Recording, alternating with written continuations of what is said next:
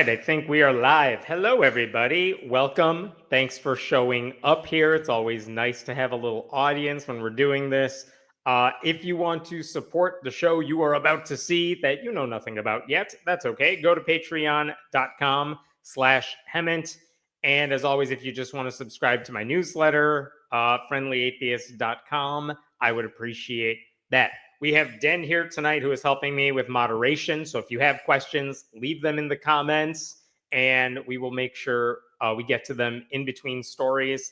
And I am going to try to whip through as many of these as I can. And I'm going to do my best to get through them quickly. We'll see. Okay.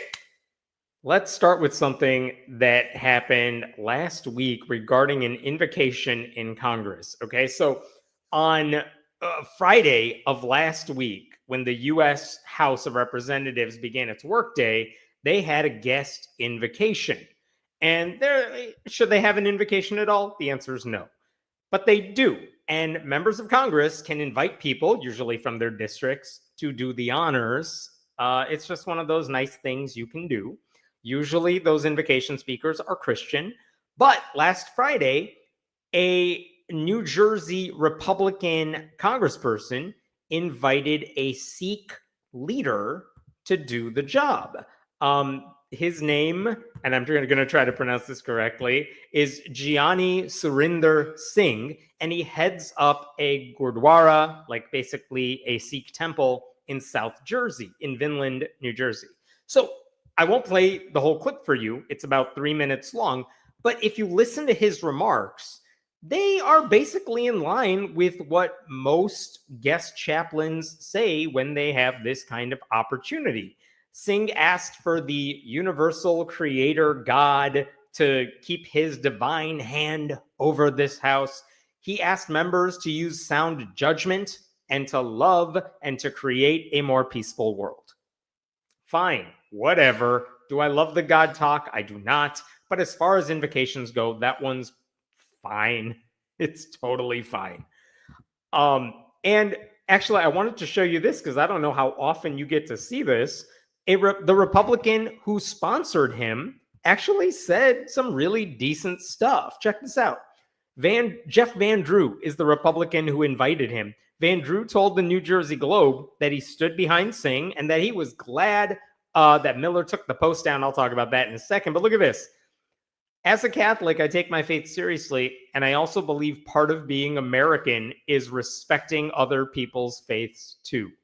What makes America special is that we can honor these different traditions while staying true to our own. I will always stand for that kind of mutual respect. So look at that, a Republican saying something sensible. You don't see that very often, but good for him.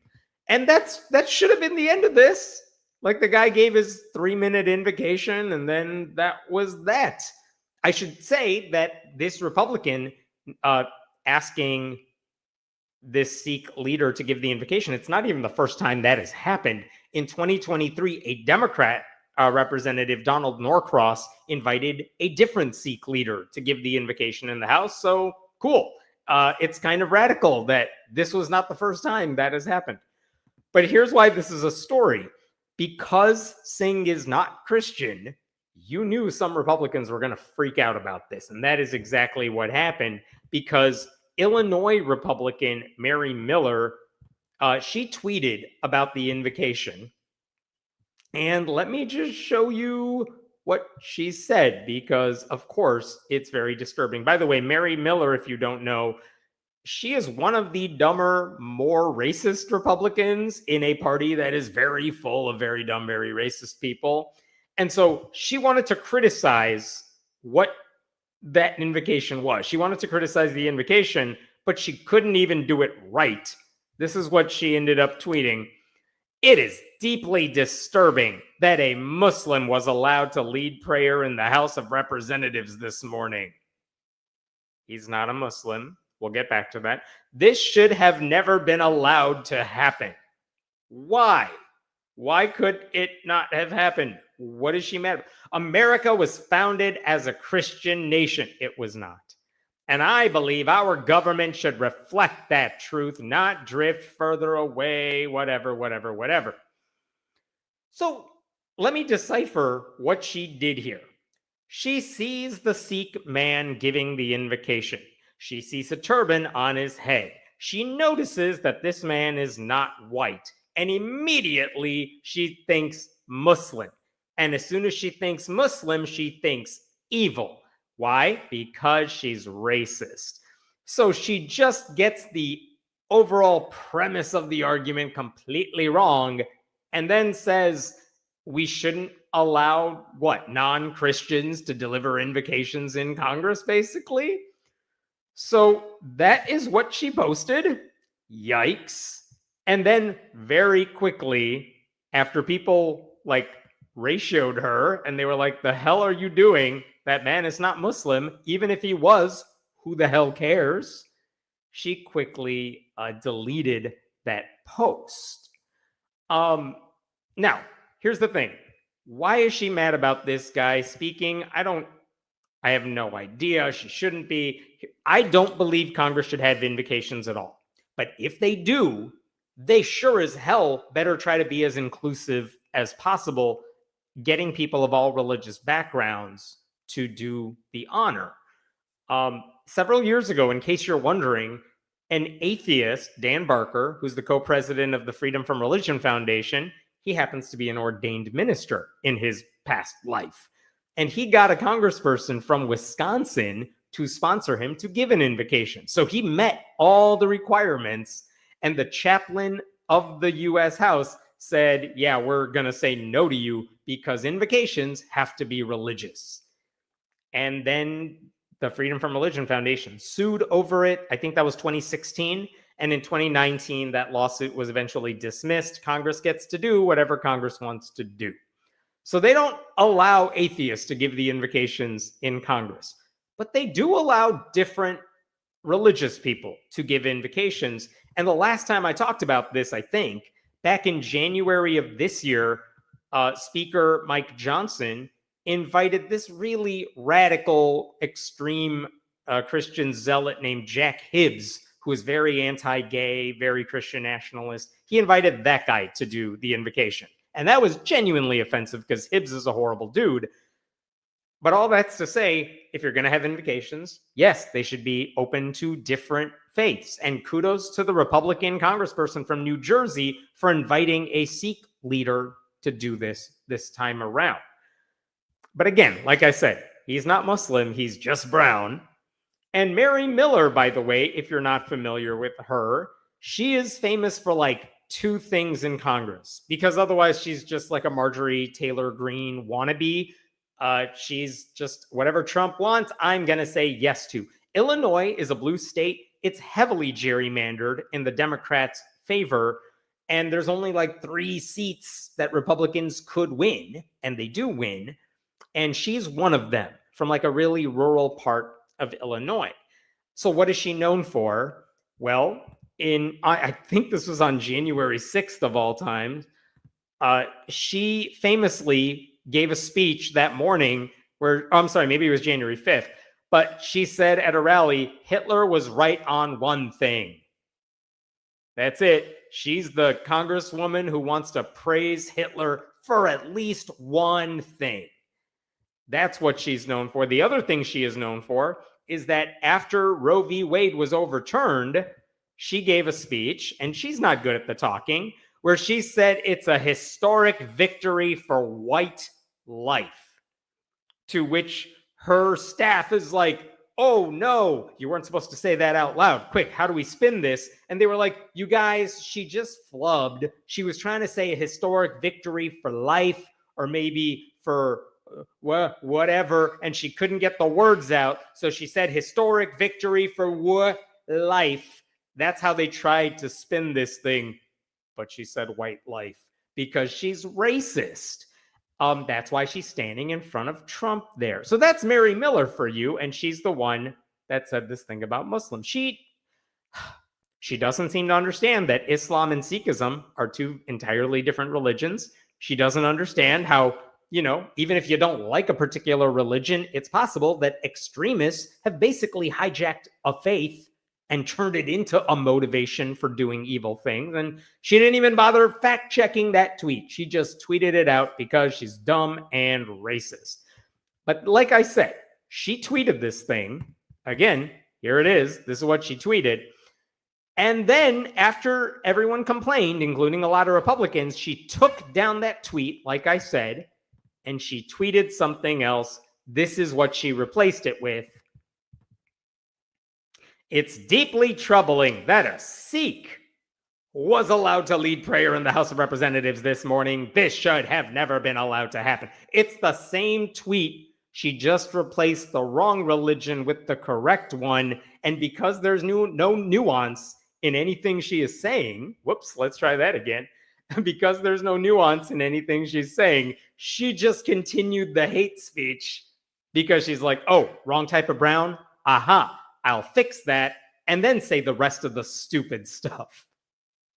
So that's Mary Miller for you. That's what she did. And again, obviously, this is not any better just because you got the Sikh part right. Because the substance of this saying that there's a problem if a Sikh person delivers this invocation, that this should not have been allowed to happen, that's the actual problem with what she's saying. And she didn't correct any of that. And of course, she didn't correct the Christian nation bit. So as soon as she did that, now it's just funny because now she's racist and dumb and she doesn't even know what she said. That's wrong, apparently. So if there's any consolation here, it's that she deleted that second tweet. And this time, even some Republicans are like, dude, what are you doing? This is what one Republican said. I'm troubled by my colleagues' remarks about this morning's Sikh prayer, which have since been deleted. Throughout the country and in the Central Valley, Sikh Americans are valued and respected members of our communities, yet they continue to face harassment and discrimination. Good tweet, fine, but also he's troubled by it. But that's like Susan Collins' level of concern. Like that's the most he's ever going to say about this. He's not going to do anything about it. There was also this weird tweet from New York Congressman Nick LaLota, because look what he says. While our nation's founding was indeed shaped by Judeo-Christian values, that's bullshit, he's lying. The First Amendment unequivocally guarantees that our government remains neutral toward all religions. Good. And then what does he say? A Sikh prayer on the House floor, followed by a Christian prayer one week and a Jewish prayer the next, doesn't violate the Constitution. Good. Offend my Catholic faith. Good. Or throttle my support for Israel. Okay, no one asked and no one cares, but all right. Weird, but okay. I also, there were some better remarks from Democrats on this because at least they rarely, but this time they saw the opening. Hakeem Jeffries, the minority leader, said it's deeply troubling that such an ignorant and hateful extremist is serving in the U.S. Congress. Nice. Eric Swalwell of California was more blunt. They're not just mean, they are fucking morons. That's Eric Swalwell. And the humanist representative, Jared Huffman, he said, I often say that I serve in Congress with some of the greatest minds of the 18th century. With Representative Miller, I may need to take it back a few more centuries. Well played. So Mary Miller has still not apologized for all the bigotry. Of course, she's not going to. I did want to tell you, I don't know how many of you are old enough to remember this. In 2007, this sort of thing happened before. Because in the U.S. Senate, a Hindu man, his name is Rajan Zed, he was invited to give an invocation in the Senate. And when he did that, and again, brown Hindu guy giving this invocation, there were some people who were so mad about it that in the chambers of the Senate, like in the viewing areas, some random people decided to show up. And this is an article from NBC News about when this happened. July 2007. As he stood at the chamber's podium in a bright orange and burgundy robe, two women and a man began shouting, "This is an abomination," and other complaints from the gallery. Police officers quickly arrested them and charged them, disrupting Congress, a misdemeanor. The male protester told an Associated Press reporter, "We are Christians and patriots." before police handcuffed them and led them away, which is the right thing to do in that instance. But also, we are Christians and patriots. What does that have to do with anything? So is the dude who is at the podium talking. But you don't seem to care about that. Like, it's the Constitution doesn't just apply when it's your religion, right? Right. What else do we need to say about this? What did the crazy online Christians say? You might be wondering. Well, check this out. This is Greg Locke, the extremist from Tennessee, who says a Sikh chanting to a demon is not freedom of religion. It's Satanism and does not belong in a nation founded on Christianity. I think this one wins an award for how many wrong things he got in such a short amount of time. No, Sikhism is not Satanism. He was not chanting. He's just a brown guy talking. Sorry. He was not chanting to a demon. He was basically telling all the members of Congress to, like, be nice. It's not Satanism. And it does belong in a nation because our nation was not founded on Christianity. One of the things it was founded on is religious freedom, which Locke doesn't understand because he's a right-wing zealot. Here's another guy, Dale Partridge. He's an extremist as well, and he's like, oh, what? We're all being racist here? Sure, I'll join the club. Hinduism is demon worship. That's nice. That has nothing to do with the picture you're showing, the video you're playing there, because that man is Sikh, as we have discussed. But no, Hinduism is not demon worship, but this guy just thinks anyone who is not Christian worships demons, which he probably thinks atheists worship demons too, which makes no sense. And then he says it is loving to outlaw demon worship, which I think implies he wants to outlaw Hinduism and just make it a crime, because that's what those Christians want to do with their lives. So yeah, Mary Miller brought out the bigots. Congrats to her, I guess. I guess I'll just end this with one thing. In my neck of the woods, let me see if I can pull this up here. I live outside of Chicago, and I live near a county, DuPage County. And a few years ago, they have invocations as well. And there was some controversy because some people on that county board wanted to get rid of the invocation altogether. And some of them wanted to keep it. And then there's a question of, well, how do we make sure we are trying to be as inclusive as possible so we don't just have Christians doing this all the time? And to their credit, a few of those board members said, okay, well, we'll create some procedures to try to make things more inclusive. And at the time, they actually reached out to me and said, would you consider giving a non-religious invocation? And I did. And I think my presence itself was semi-controversial just because I'm an atheist. So it made some local news coverage. But then guess what? A year later, they asked me to do it again, and I did. And it made no headlines, which is great because it was not an issue. I just said a secular invocation and I left. Well, about a month ago, the same board reached out and said, hey, can you give us another invocation? We just want to mix it up a bit, right? And so this week on Tuesday, I ended up giving the invocation again. And the video's online somewhere, but I will just tell you that up front, this is what I said, because I had this Mary Miller story in my head. I always appreciate how this board is willing to listen to people who may not fit a traditional mold, because it shouldn't make a difference if an invocation is given by someone who's Muslim or Sikh or an atheist like myself. Wisdom can come from all sorts of people, and we're all better off when we can acknowledge and respect that. I have no idea if anyone caught the reference, because I just left after I said the rest of the invocation, which had nothing to do with politics. But I don't know. I hope people understood. Anyway, I will leave it there. What other questions we got before I move on to a different story? Oh, thank you, Carla. Happy Pride Month. I agree. Love to all. That's lovely. Thank you for sharing that. Imagine wanting to be like Marjorie Taylor Greene. And it's like Timu Marjorie Taylor Greene either. Like, Mary Miller isn't good at being ignorant. She's just dumb. And so she really wants to get the attention Boebert gets and Marjorie Taylor Greene gets. But like, she clearly cannot talk because she just trips over her own mouth all the time and says not just wrong things, but like weirdly disturbing wrong things. So, whatever. She'll keep being a congresswoman until the South of Illinois gets tired of her. We'll see. Oh, that's why J.B. Pritzker said today he wouldn't take instruction from a Hitler apologist. That's right. Governor of Illinois, J.B. Pritzker, was testifying in a House subcommittee today, and Mary Miller got to ask him a question because she sits on that committee. And when she asked him some racist question about immigrants, Governor Pritzker's like, I don't have to take advice. I don't have to take lessons from someone who praises Hitler. And good for him. Go get her, JB.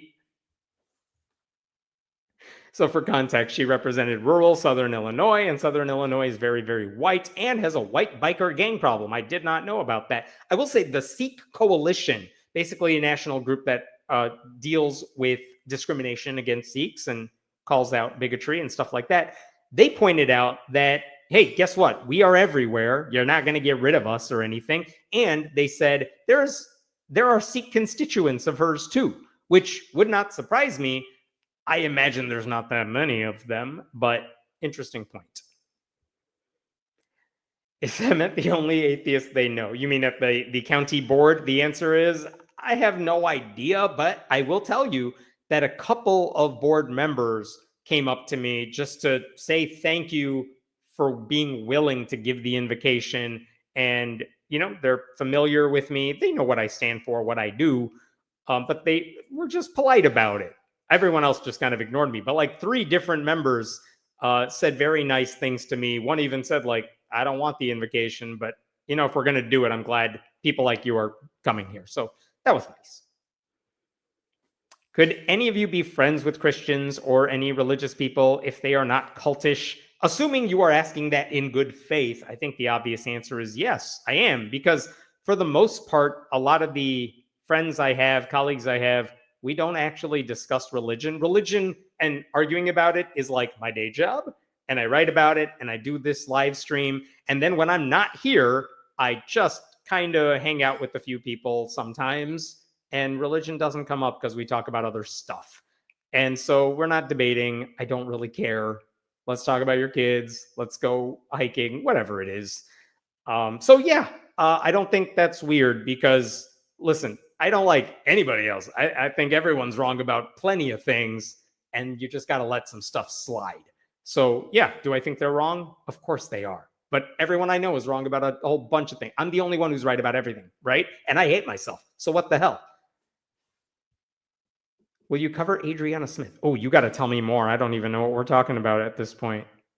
You will tell Den. Den will tell me. We'll get back to that one. Okay, I'm going to jump to a different issue.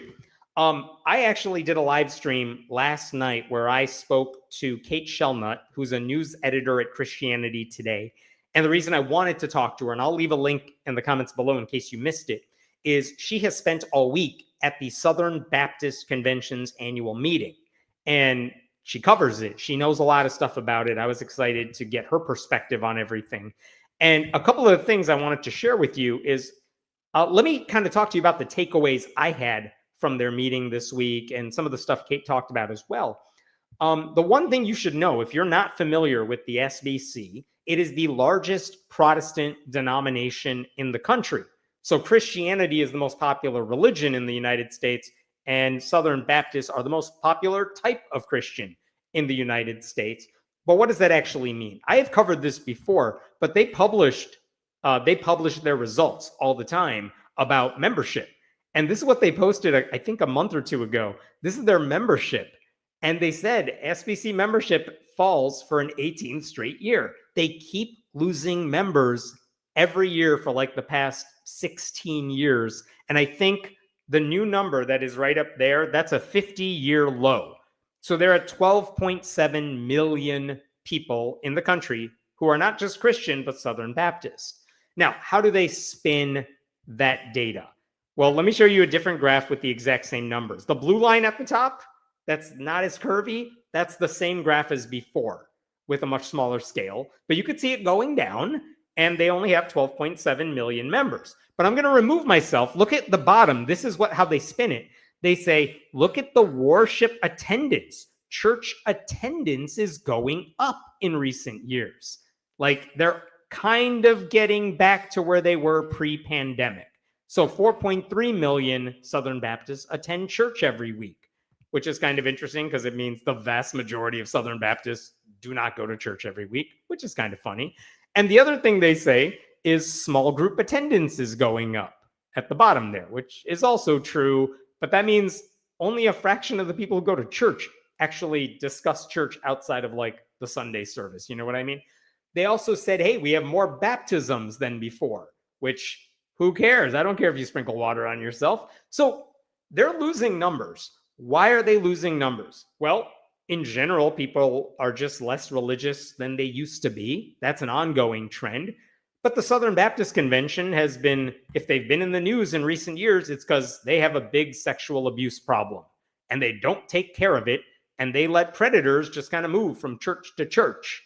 And it wasn't them who admitted all this. It was like newspaper reporters in Texas who had to compile a database of like credibly accused predators who were all over the country. And so for years now, more women have been speaking out about the abuse they suffered.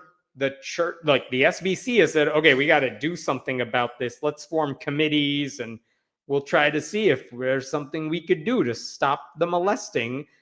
All, by the way, while condemning LGBTQ people, because those are the real moral problems in our country.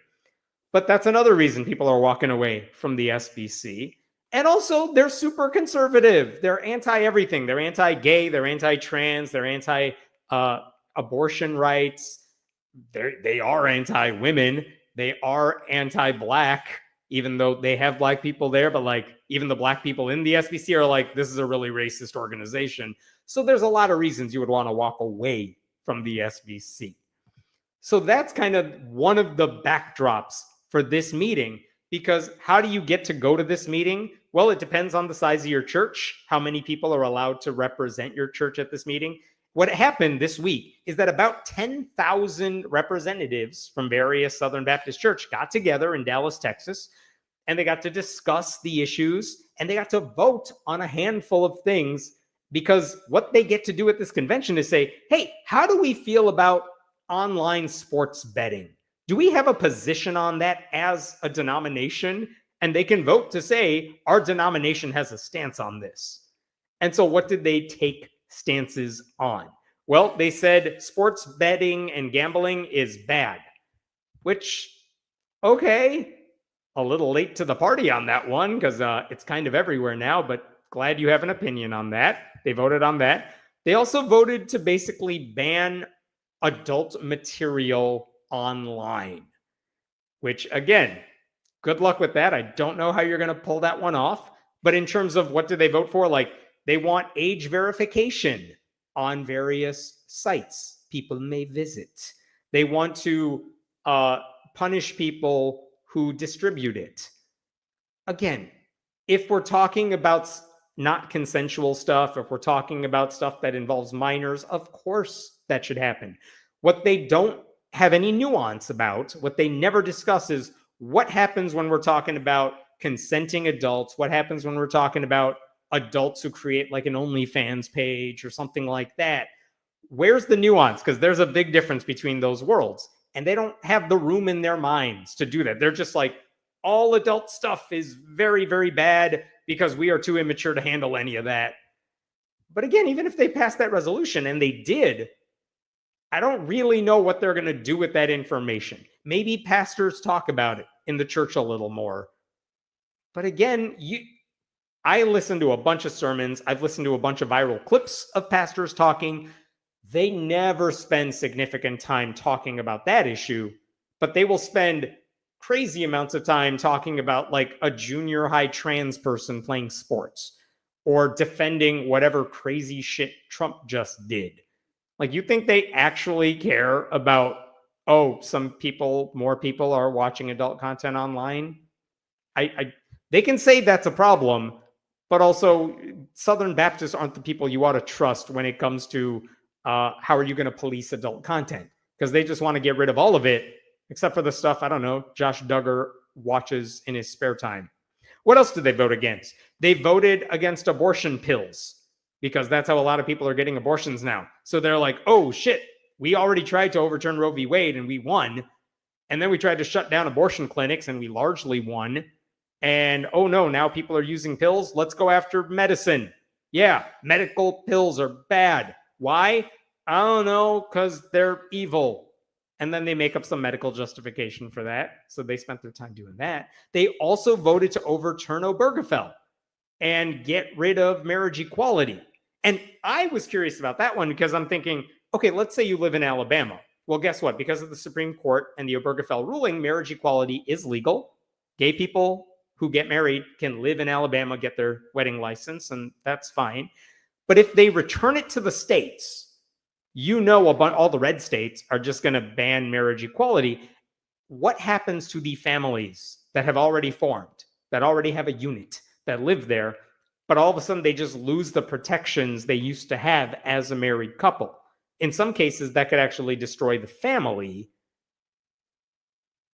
I would like to hear from Southern Baptists who vote for this stuff. Like, so basically they voted to tear apart families that already exist. Why are you for that? Aren't you the family values people? And they don't care. They just are like, gay stuff, it's bad. So let's ruin their lives any way we can. And they put no thought into, well, what happens to the kids in those families whose parents no longer have parental rights or can't adopt them or aren't legally married or something like that? I'm curious about that. The one that got the most attention was something called the Law Amendment. And this one, Kate did a great job of explaining yesterday, but basically there are some Southern Baptist churches where, you know, who's at the top of the pyramid when it comes to their organizational structure?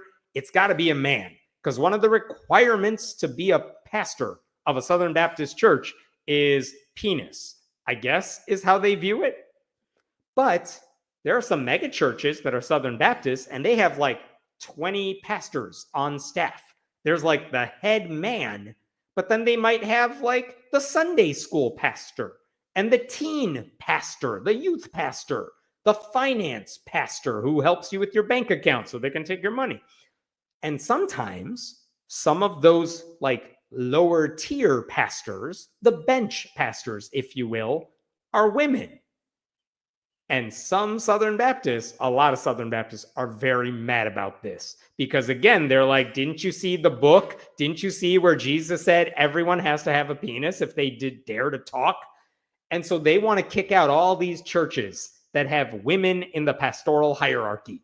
They want to kick out every church that has a woman on their staff page with the word pastor next to her name.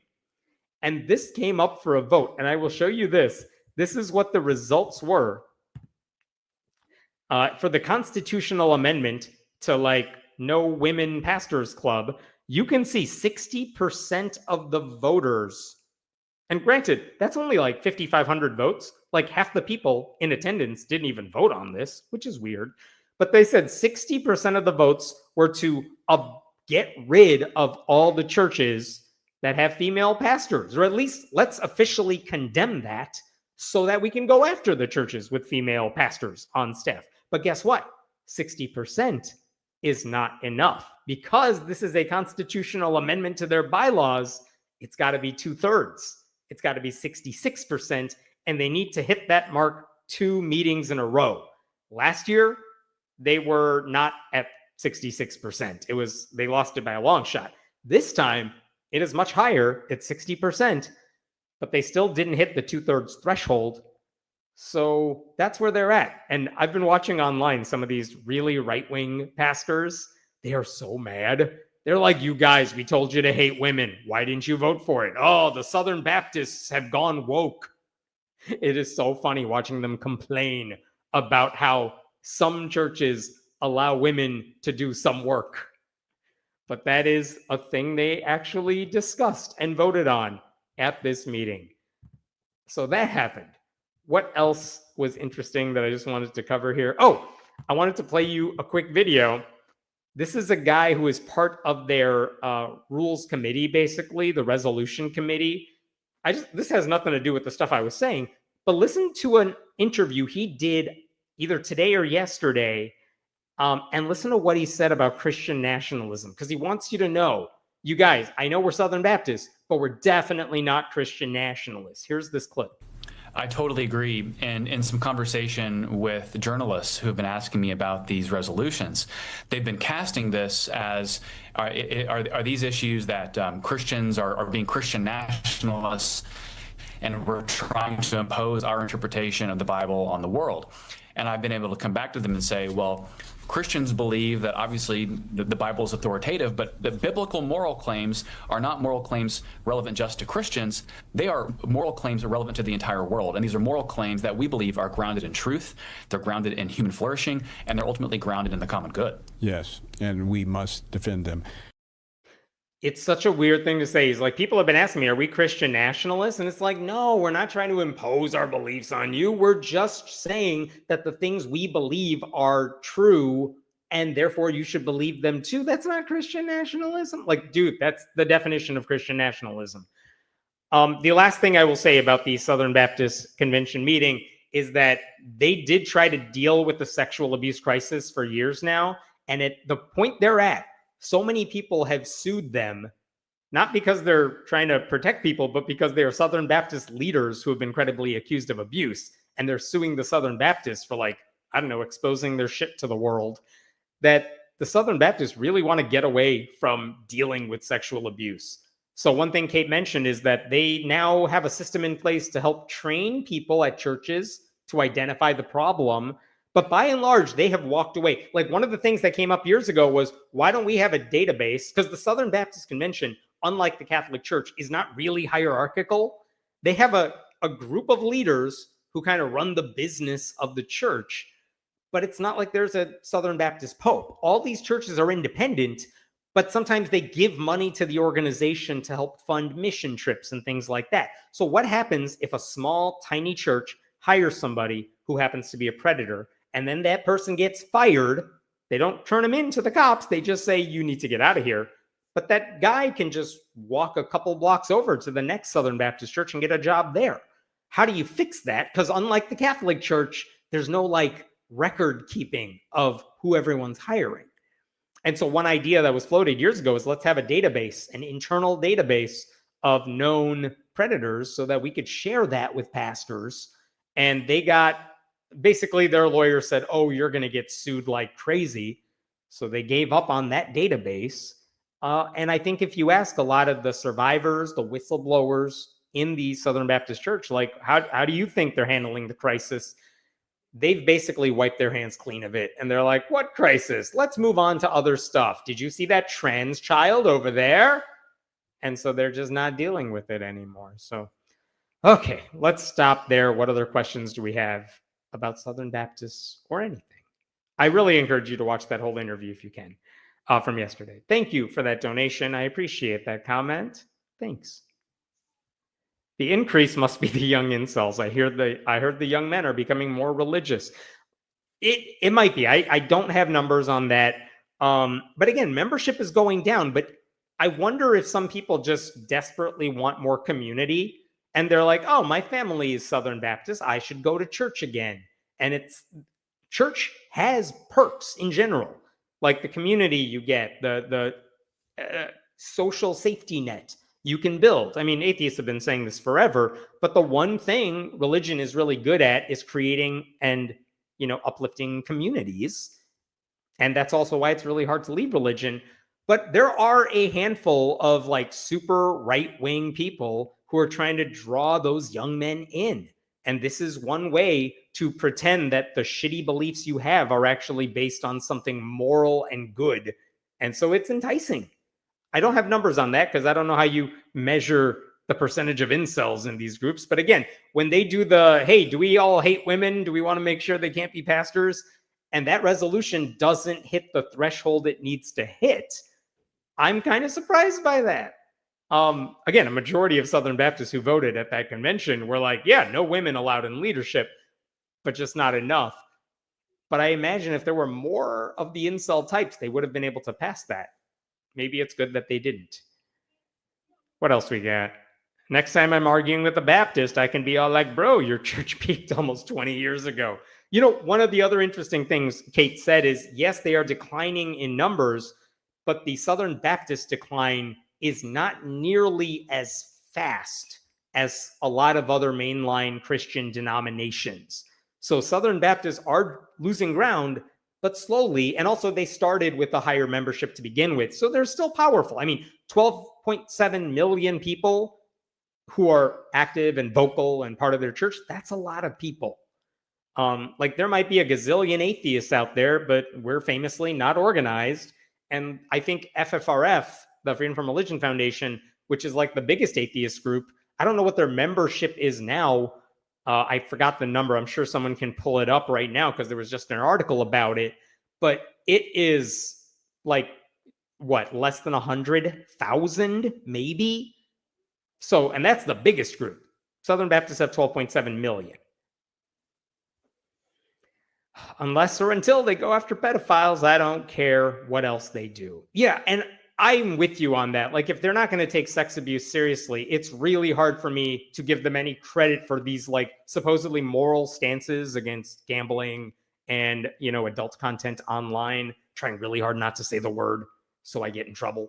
But yes, if they're not going to take the biggest problem seriously, why should anyone trust them on any of these other things? And by the way, when they vote on that stuff, it doesn't really change anything. It's symbolic, really. It says this is the direction the church should go in, and we should push for that stuff and advocate for it.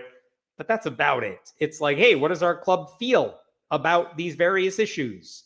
And it's like, yeah, the battle that's happening between Southern Baptists is between the insanely extreme right-wing people and the still kind of scary right-wing people who maybe are heretics because they think brown people should have rights. You know what I mean? Like, we're not talking about a real argument here. It's just a handful of people on the far right arguing amongst themselves about how extreme they should be. That's what the Southern Baptist Convention is. Adriana Spit is, oh, the Georgia woman who was brain dead but kept on a ventilator because she's pregnant. I read that, the beginning of that story. I will admit I have not followed it carefully. It is troubling that they are trying to force her to stay alive, even though she's clearly not there because, she's been on the vent for 90 days now. Jesus. What are they doing? They're just torturing the woman's family. Why? To try to save a fetus? Which the fetus will not have a mother. This woman is not coming back to life. I don't know what they want by trying to prop her up.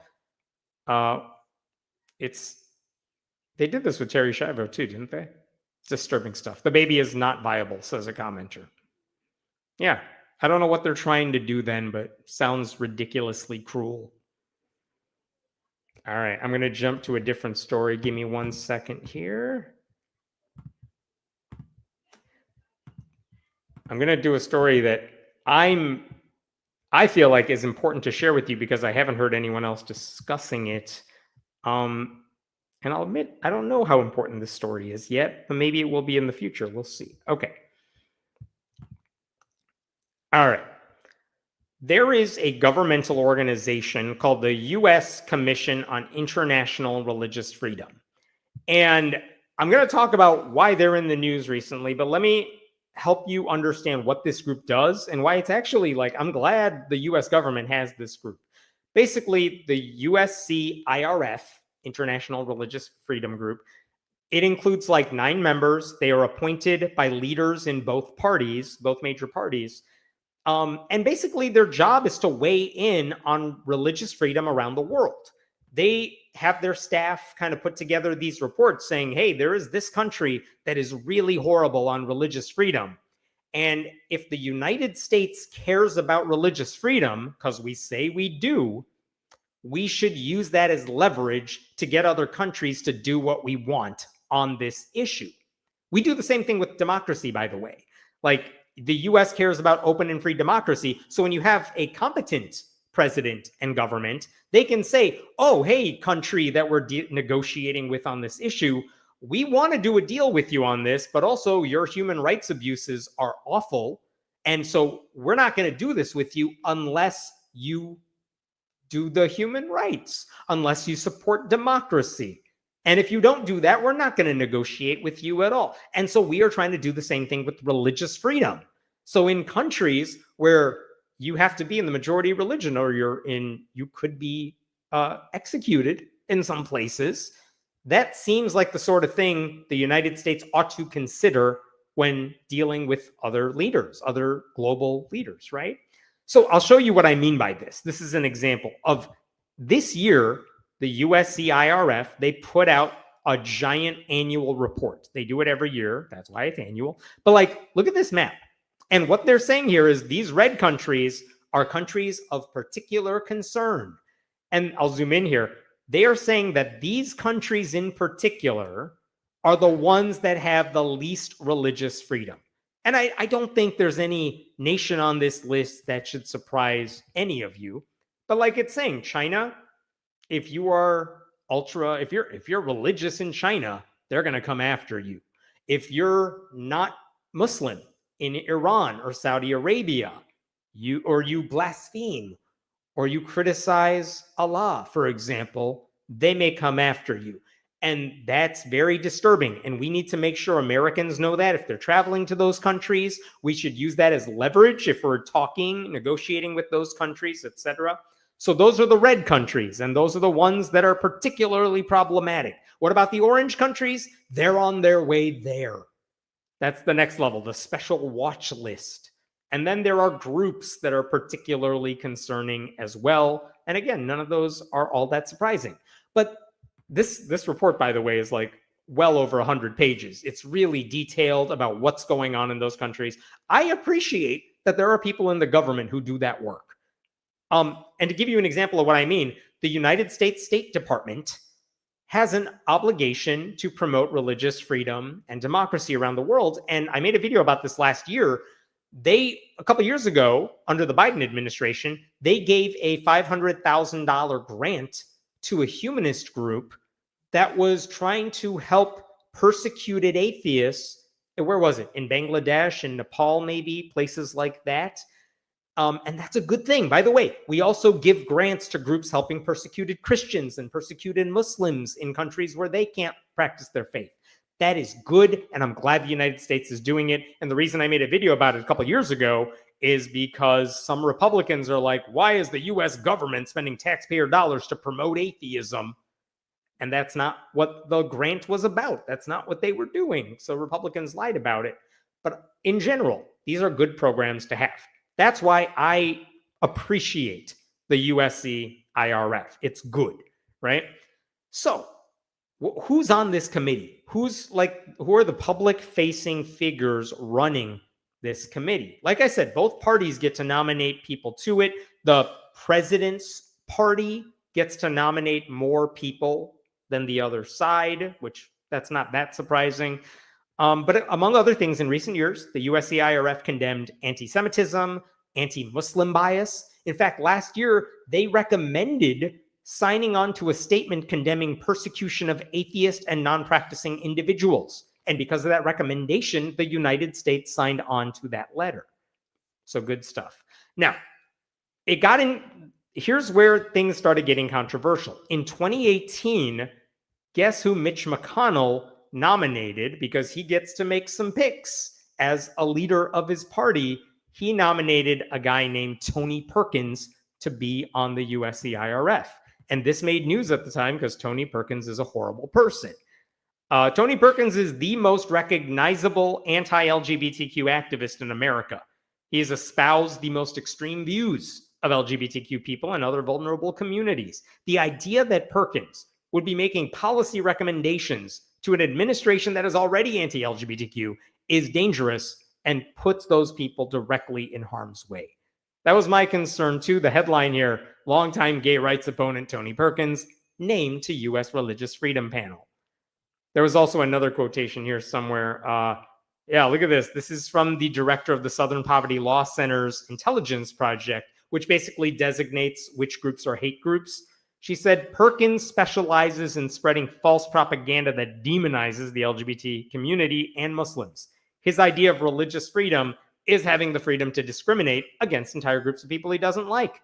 His well-documented bigotry has no place in any government entity.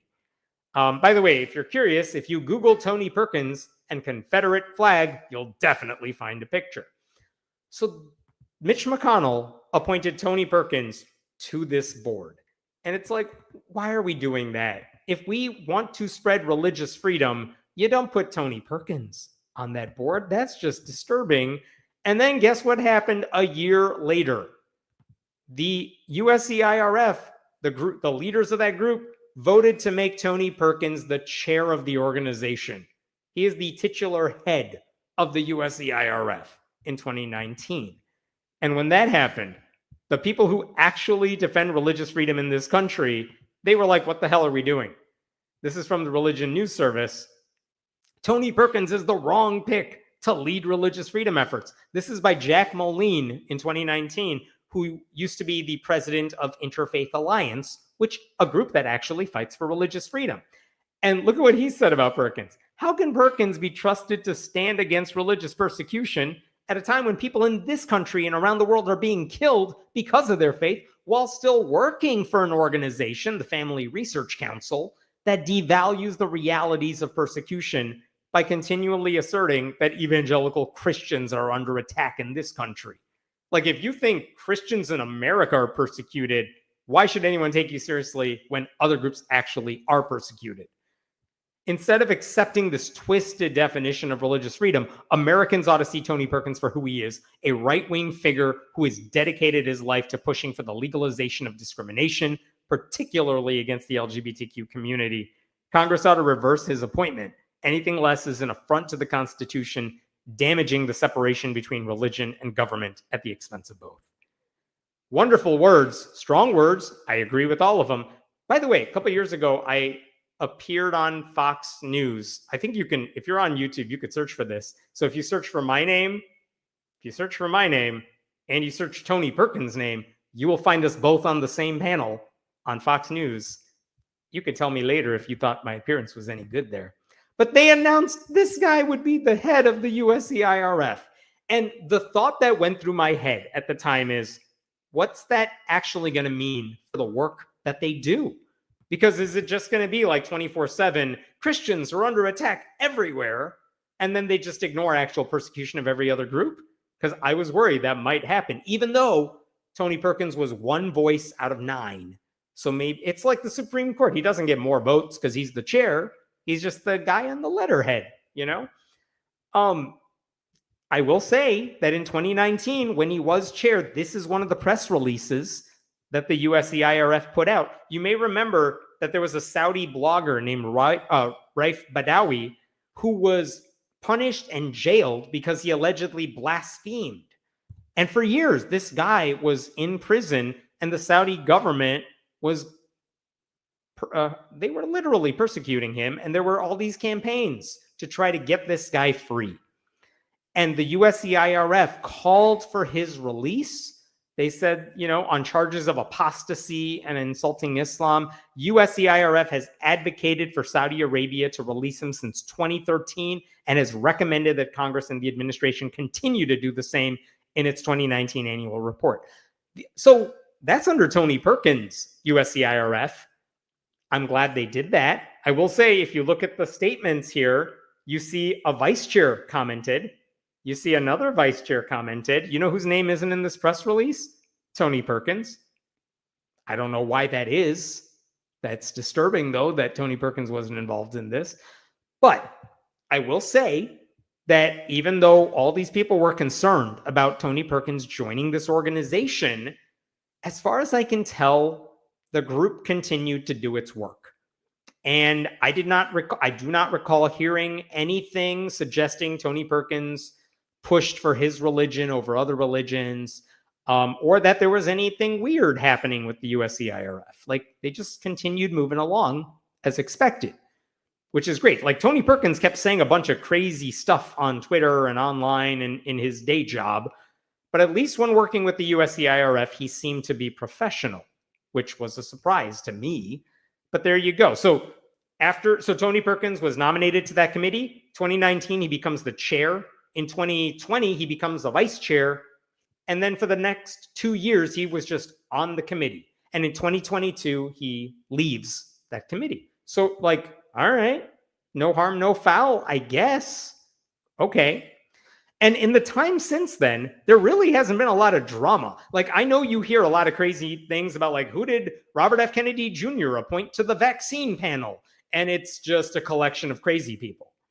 But when it comes to the USCIRF, you probably haven't heard about anything in the news because it just hasn't been controversial yet. Or at least Republicans haven't figured out that they could make it a thing. The only time I've heard any controversy is like a couple years ago. Maybe Chuck Schumer appointed someone named Rabbi Sharon Kleinbaum to that committee, and she's a lesbian. And some Southern Baptist leaders were freaking out about that because, oh no, she's going to, I don't know, spread the gay or something. Now, why am I talking about all this? Because last year, there was an opening on this board, and Mike Johnson, the Speaker of the House, nominated this woman. Missouri anti-LGBTQ advocate Vicky Hartzler, appointed to U.S. Religious Freedom Agency. And this is 2024. And basically, Vicky Hartzler, who used to be a congresswoman from Missouri, she was appointed by Mike Johnson to join this group. So Tony Perkins was gone, but now they were appointing this other lady. Why is she bad? Well, I will tell you.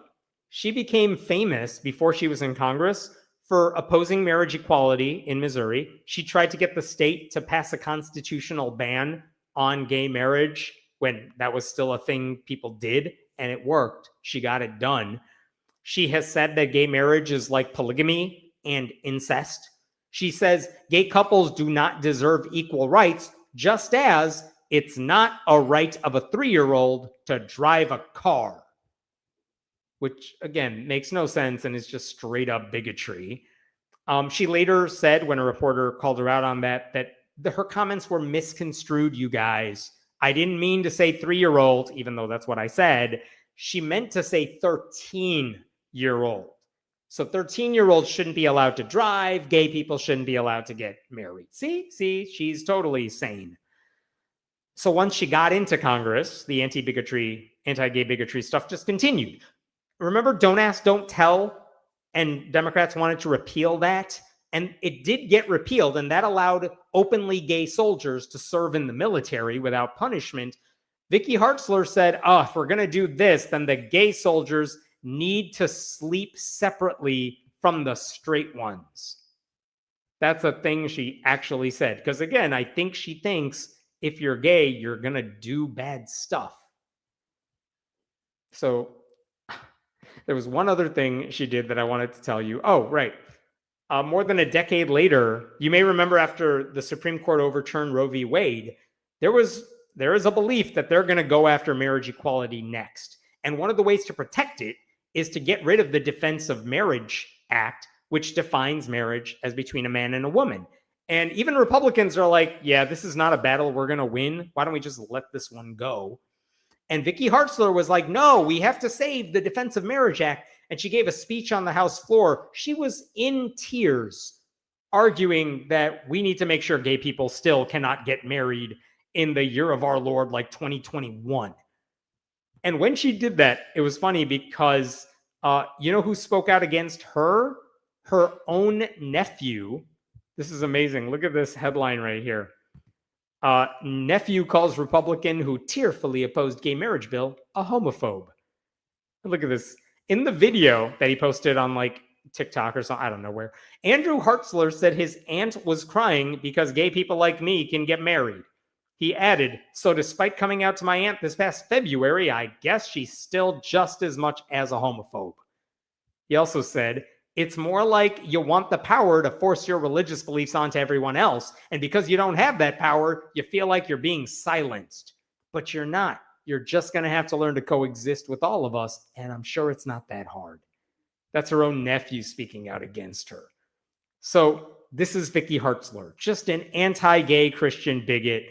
And here's the thing. That bill that she was crying about, all it did is protect the rights of gay people. Didn't force her to accept it. Her church would not have to marry gay people. You know what I mean? But she just opposed it because she thinks her religion should dictate public policy. One other thing she did that I wanted to share with you is that the Air Force Academy in Colorado Springs, Colorado, this is back in 2011, they had built like a $3.5 million chapel for Christians on base to use. But it wasn't a Christian chapel. It was kind of a universal, all the big religions can use this chapel. Muslims can use it. I think Jewish people could use it as well. $3.5 million. While they did that, the Air Force Academy also spent $80,000, not $3.5 million, $80,000 to build an outdoor space for druids and pagans and witches and Wiccans to practice their beliefs. Not that there were any on campus, or if there were very few, but they said, look, we know we're going to have to accommodate non-Christians and the non-religious people as well. So we want to create a space for that too. And they did. And again, that should not be controversial, because if you want people to come to the Air Force Academy, you want to give them space to practice their faith, whatever it is. What did Vicky Hartzler say about all this? She said it was crazy that we were spending any amount of money for fringe religions. In fact, she did an interview where she said all this. I'm going to play you a clip from this interview. Guess who she was talking to when she said this? Tony freaking Perkins. But do you see this as a part of a growing trend that we see that there is really kind of a marginalization of Christianity and almost a promotion of other forms of, I would have to say, fringe religions? I agree. I think so. And at the Air Force Academy recently, they weren't going to allow the Operation Christmas Child boxes there, too. And so I'm not sure what is going on there. But Christianity is the main religion in our country.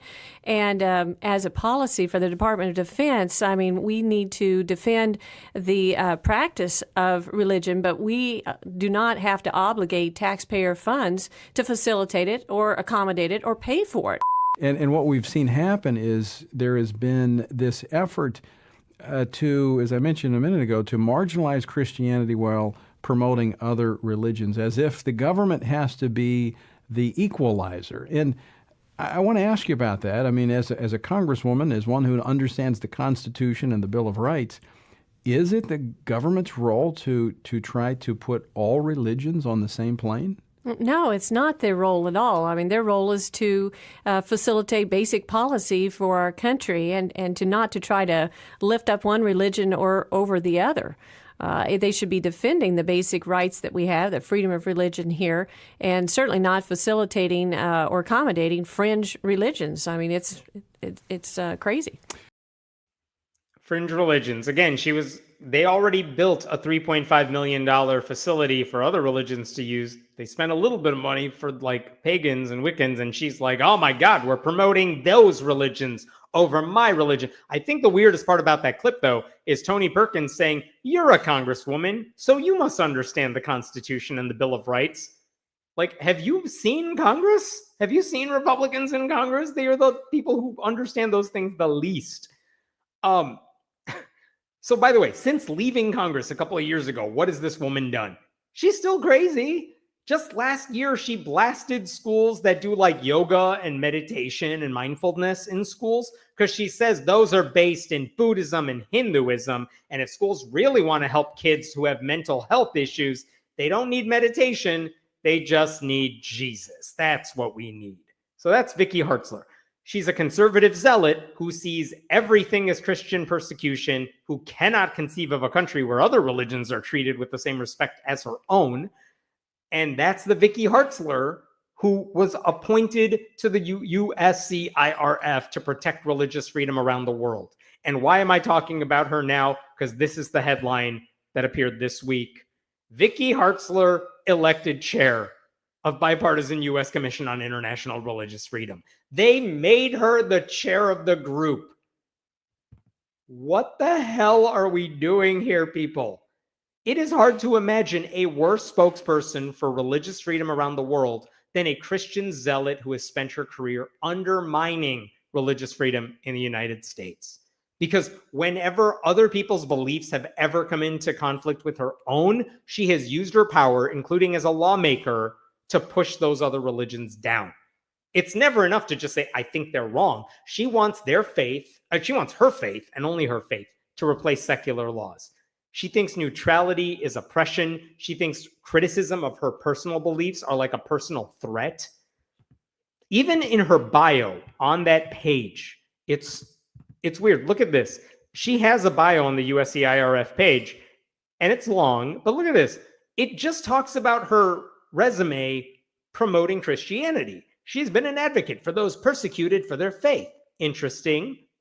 Who are we talking about here? Prior to her public service, she volunteered with the Voice of the Martyrs organization, providing tangible help to Christians persecuted for their faith. Like she says, look at my resume. I've always supported religious freedom. And then if you go down into the specifics, she's like, I help these Christians and these other Christians and more Christians. The only time in this bio she doesn't mention helping Christians is when she talks about Uyghurs who are in China, who are mostly Muslim and persecuted in China by the Chinese government. And why did she even bother to help or speak out on behalf of Uyghurs? Because the Chinese government was forcing them to have abortions. And the one thing she hates more than non-Christian religions is abortion. So that's the only time she defended any non-Christian organization.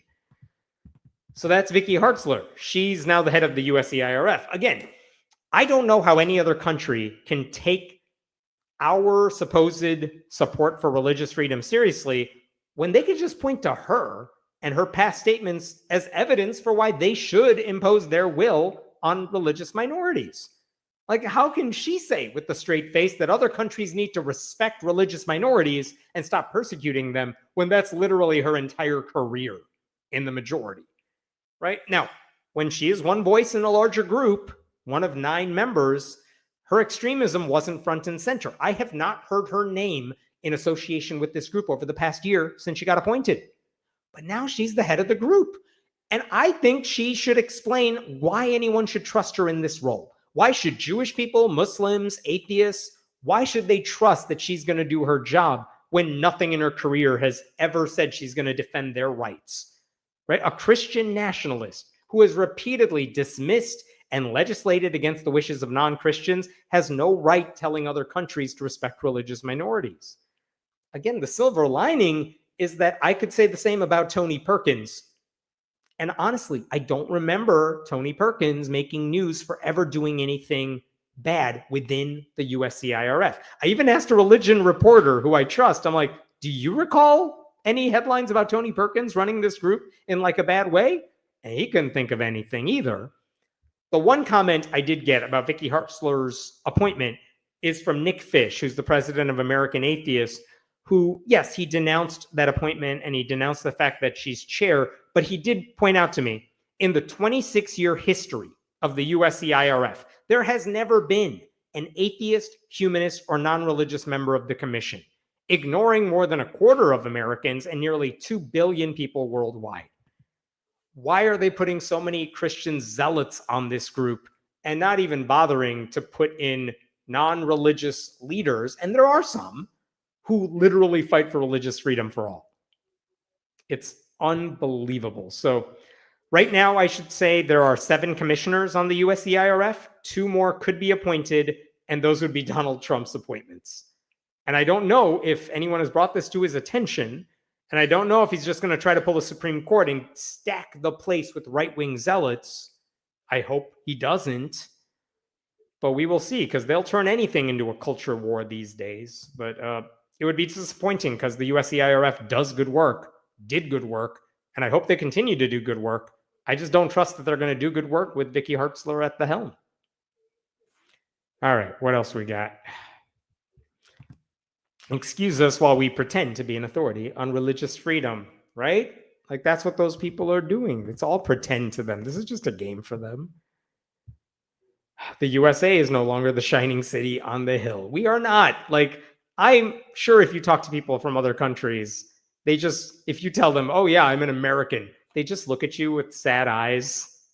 They're like, oh, I'm sorry. It's like, that's the right answer. That is what we need. We just need like a hug, a pat on the back. I didn't do it.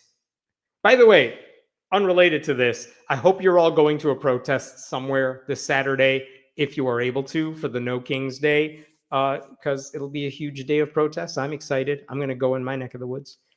Thank you. Thank you. Am I going? Yes, I'm planning to go to one probably in Naperville, the western suburbs of Chicago, where I'm from. But there's so many. Go to the website. Just type it in, No Kings Protest. You'll find the website. You could find a protest site near you. Find a good poster. Take pictures. Make a good poster. Do you hear them? Do they hear themselves? Like they're literally describing what they want the government to do for them. Yeah, I mean, that's what Tony Perkins does. That's what Vicky Hartzler does. They think the government should be endorsing their religion and their religion only and squashing all the other ones. They don't know what religious freedom is. They think it's the freedom to be Christian, and that's it. Aren't all religious groups only supporting their own religious freedom? I disagree with that. I mean, especially if you talk to religious minorities, by and large, the ones I've interacted with, and this is also true of many Christians, I should say, yeah, they believe whatever it is they believe, but by and large, they're like, when it comes to the government, we don't want the government to take sides. We want them to treat us equally. We don't want one religion treated better than another religion. We don't want religion treated better than no religion. And a lot of minority groups who have seen what happens when the government promotes hard right Christianity, by and large, they will tell you that. All right, I'm going to move on to a different story. This next one is hard for me to do, and I'll tell you why in just a moment. Let me get rid of some of these tabs.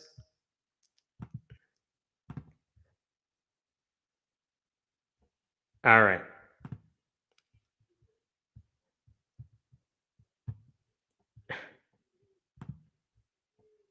Okay. I'm gonna show you a picture of this dude right here. This guy's name is Dylan Awes, A-W-E-S, and he is a fundamentalist Christian preacher. He actually belongs to a sect. I don't even know if that's fair to use that word, but it's the New Independent Fundamentalist Baptists. And he's not the famous preacher in the new IFB crowd. The most famous one is a guy named Steven Anderson, who has basically made headlines for the past decade because he just says the most vile things imaginable when it comes to LGBTQ people.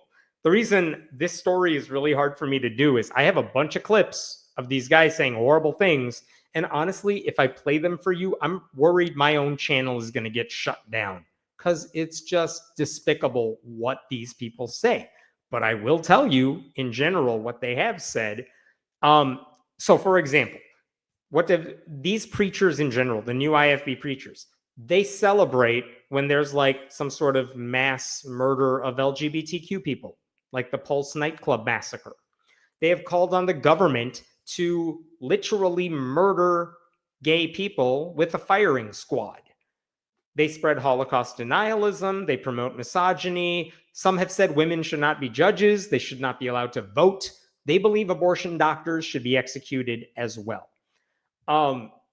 That is what they do. Steven Anderson, again, the ringleader of this operation, he responded to the Pulse nightclub massacre by saying, and I am quoting here, the good news is that there are 50 less pedophiles in this world.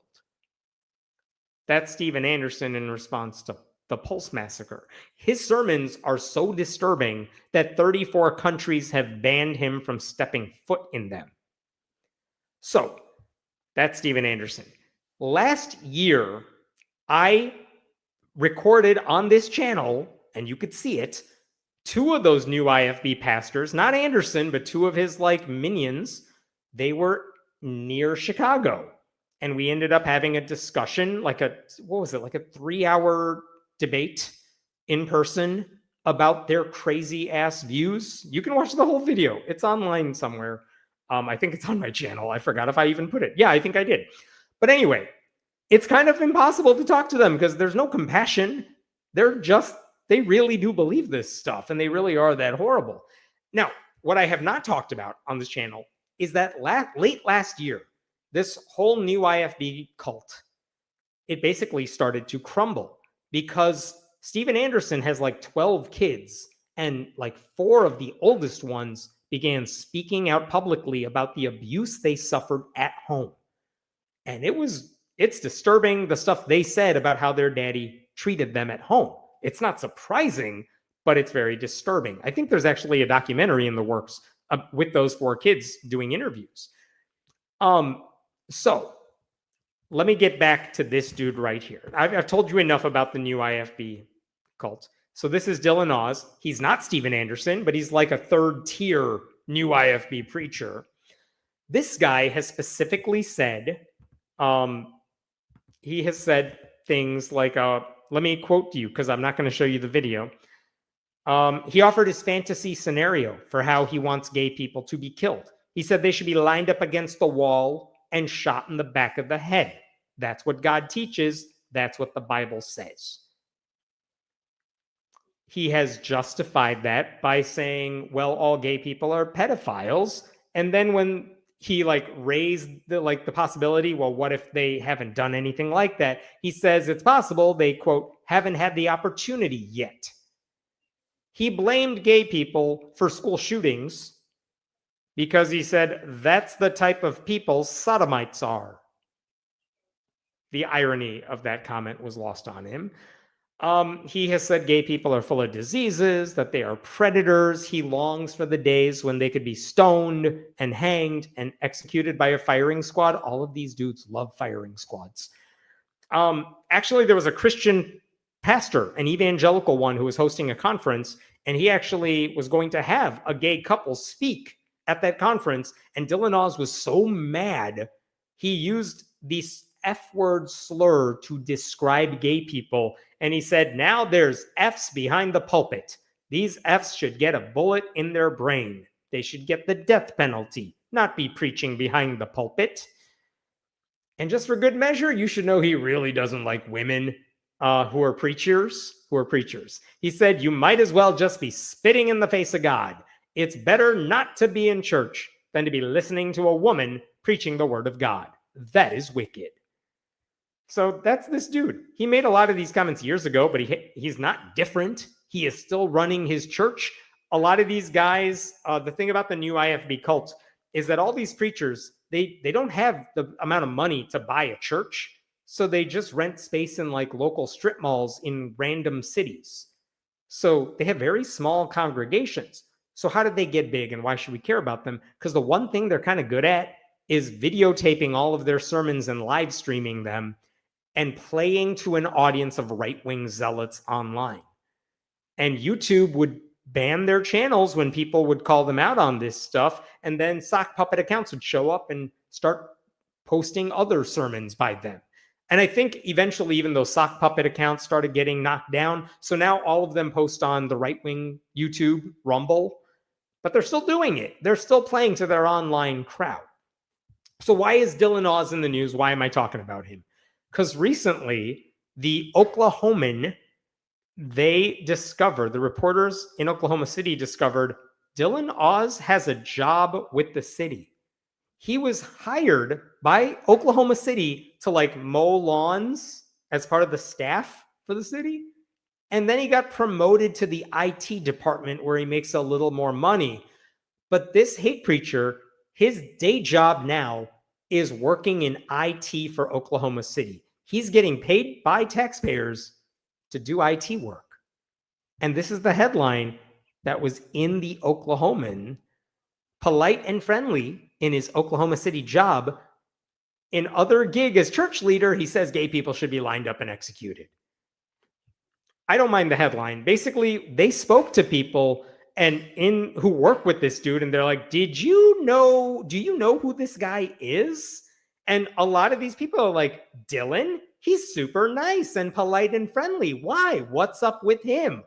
And the reporters are like, have you seen this sermon that he preached where he's put gay people in front of a firing squad? And they're like, oh my God, none of us knew that. And there are some really disturbing things. Look at this. It's terrifying, said one of two LGBTQ plus co-workers interviewed by the Oklahoman. I didn't expect that to come out of his mouth. While watching those videos, I felt physically ill. Yeah, if you were not expecting that, that would be surprising. What else was there here?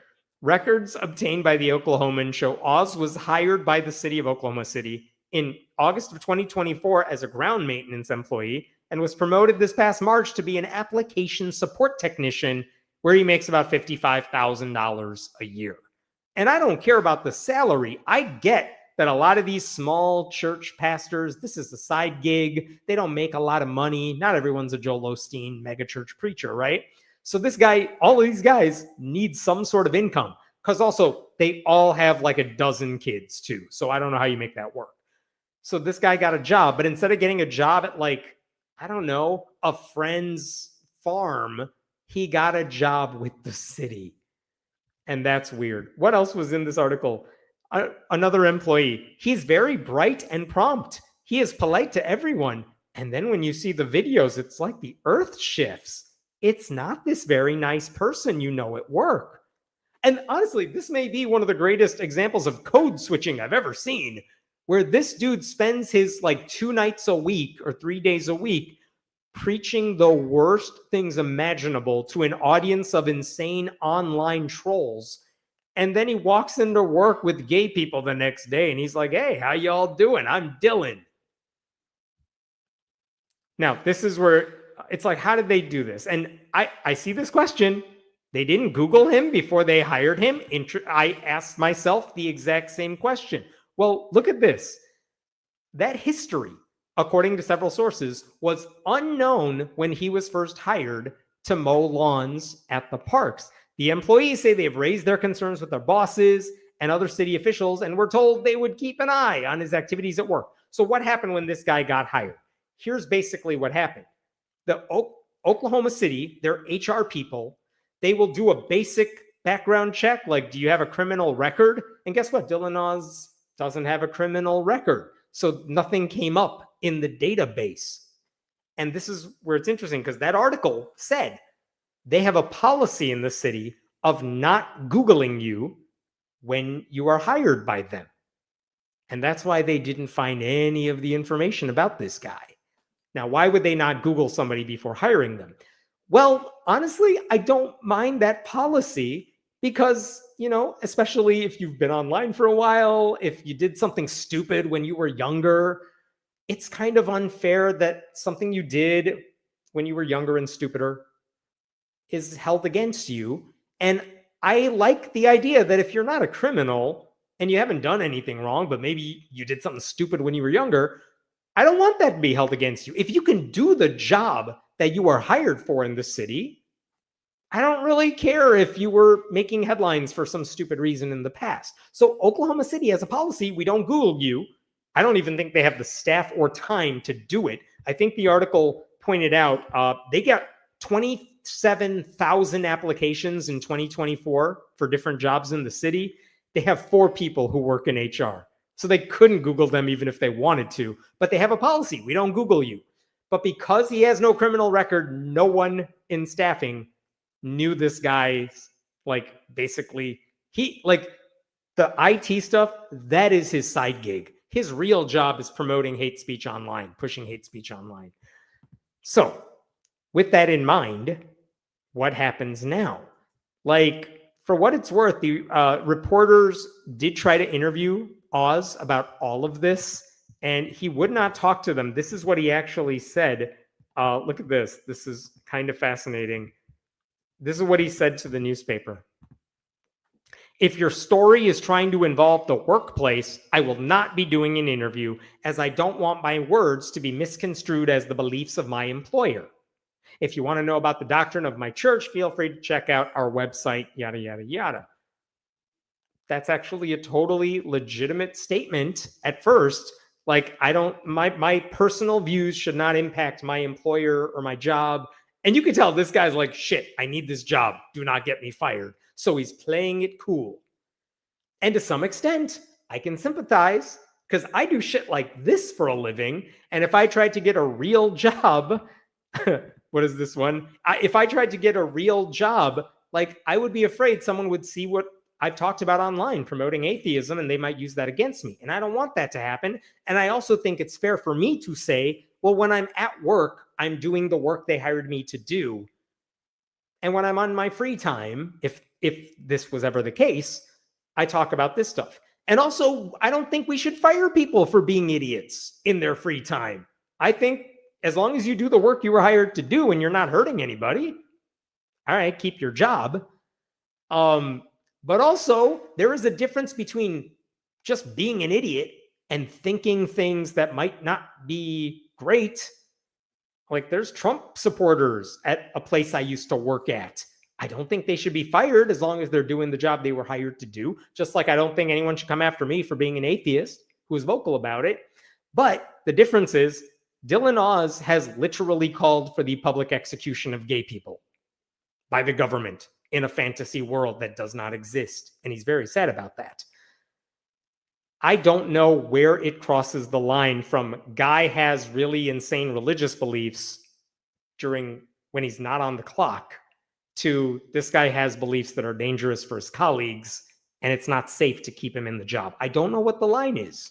And as far as I can tell from that article, if no one had Googled this or if the reporters hadn't contacted them, most of the people he works with would have no clue any of this stuff has happened, because apparently when he goes to work, he knows how to just play it normal. So anyway, I reached out to this guy because I have questions. One of the questions I really wanted to ask Dylan Oz is, dude, you now work with gay people. I know they're not at your church. They're certainly not open about it at the church, but you work without gay people, presumably, in your workplace. How do you deal with that? Because I know you don't like them. I don't know if he's going to say, like, it's professional, I just do my job. Maybe he would say that, but I wanted to know that from him. So I sent him a list of questions. He didn't answer me. I'm very sad about that. I wish he did. I don't know. I don't know what they should do with him. For now, he does have a job in the IT department. I think it's concerning that theoretically means he has access to some private information about LGBTQ people who live in Oklahoma City, the sort of data you probably don't want to see in wrong hands. I also should tell you he is still preaching all the hate speech.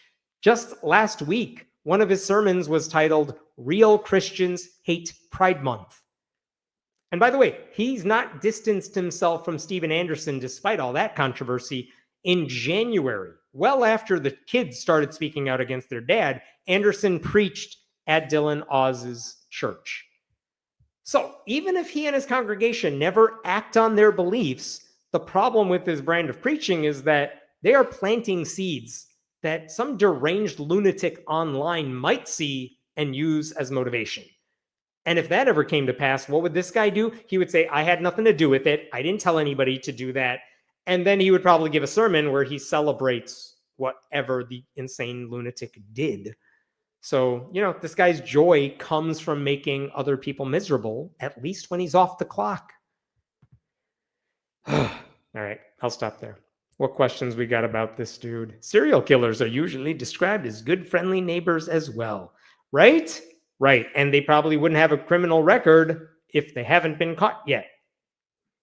And by the way, I've covered the new IFB for a long time. As far as I can tell, none of the pastors have acted on these beliefs, and none of their congregants have really done it. But a couple years ago, one member of one of these churches was arrested because people saw things he wrote on social media before a pride parade, I think in Idaho, and it was like to the point of a threat. And when they arrested this guy, like, he had guns in his car. You didn't know what he was going to do. And then he had pictures on Facebook of him getting baptized by a new IFB pastor. And last year, when I met those two guys from the new IFB church, the pastor was one of the guys I met with. And I said, what responsibility do you have about that dude who did that? And he basically tried to wash his hands clean of it, saying, I don't know who that guy was. If he wants to get baptized, I will baptize him. But I don't want him as part of my group. Again, just trying to wash their hands clean of it. But and by the way, that case with that dude who was arrested, I just found out, I think in April of this year, that charge was dropped. So that guy's back home. He's back on the streets. I don't know what he's doing. It is an insurance lawsuit risk. City management has got to get ahead of this. Maybe you're right, but according to that article, they haven't done anything about it yet. I would love to know if they end up acting on this, because I think that would be an interesting case. Like, do you punish a guy for the horrible things he says and believes in his church? It's guys like this who give the First Amendment a bad name. How can it be legal to advocate murder? Because you're doing it for Jesus. That's the justification all of these people give. This is what God wants. They don't say Jesus. They do say the Old Testament God, he said we got to get rid of the sodomites and all that. And that's how they justify it. It's a religious belief. We're not just calling for random murder. We're going after the bad people. That's what God wants. Whew. All right, I'm going to jump to a different story. Got a couple more and then I'm done. This one is, I think, the one I was most excited to share with you. So let me get to this one. Let me pull some stuff up here.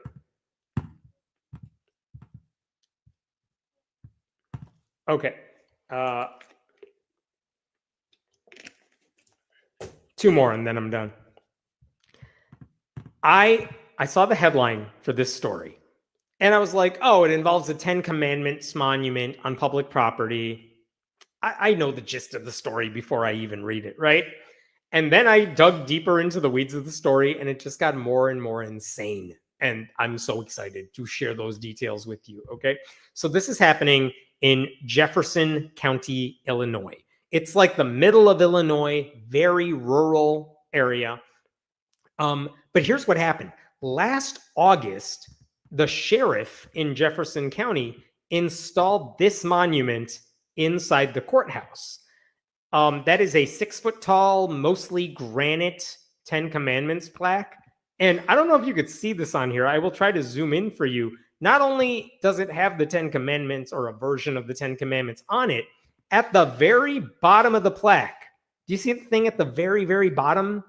That is a quotation from Proverbs.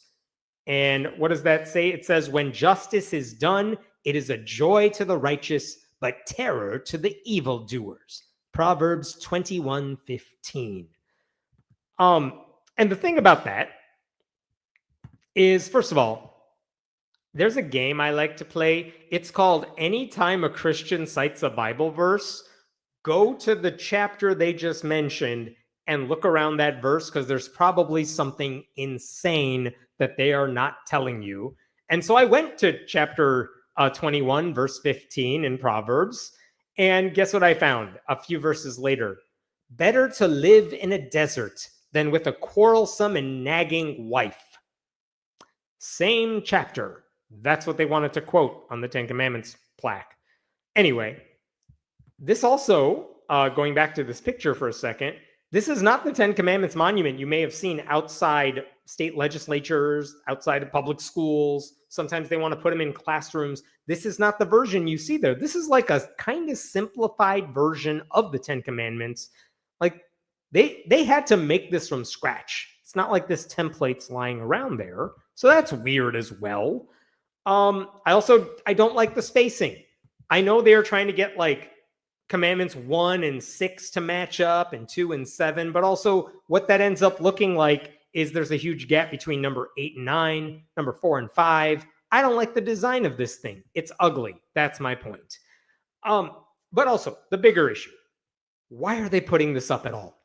They clearly did this last year. It's not like this monument had been in the building for like 100 years and now they're claiming it's tradition so we can keep it up forever. No, they decided to put this in last year. You can't even argue that it's tradition anymore.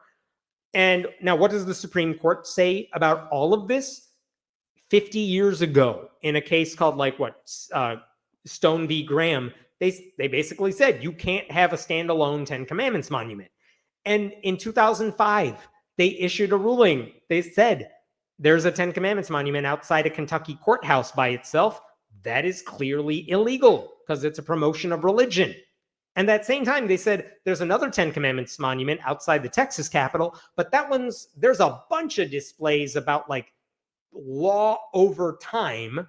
So technically, yeah, it's a Christian monument, but it's in the context of something secular, so we will allow it. But the basic thing the Supreme Court has said for years is if it's a standalone 10 Commandments monument, the answer is no, you're not allowed to do that. So that's the precedent we are working under. And what is this in this courthouse? It is a standalone 10 Commandments monument. Clearly illegal, clearly unconstitutional. Okay, so when a local newspaper spoke with Jeff Bullard, who is the sheriff who did this,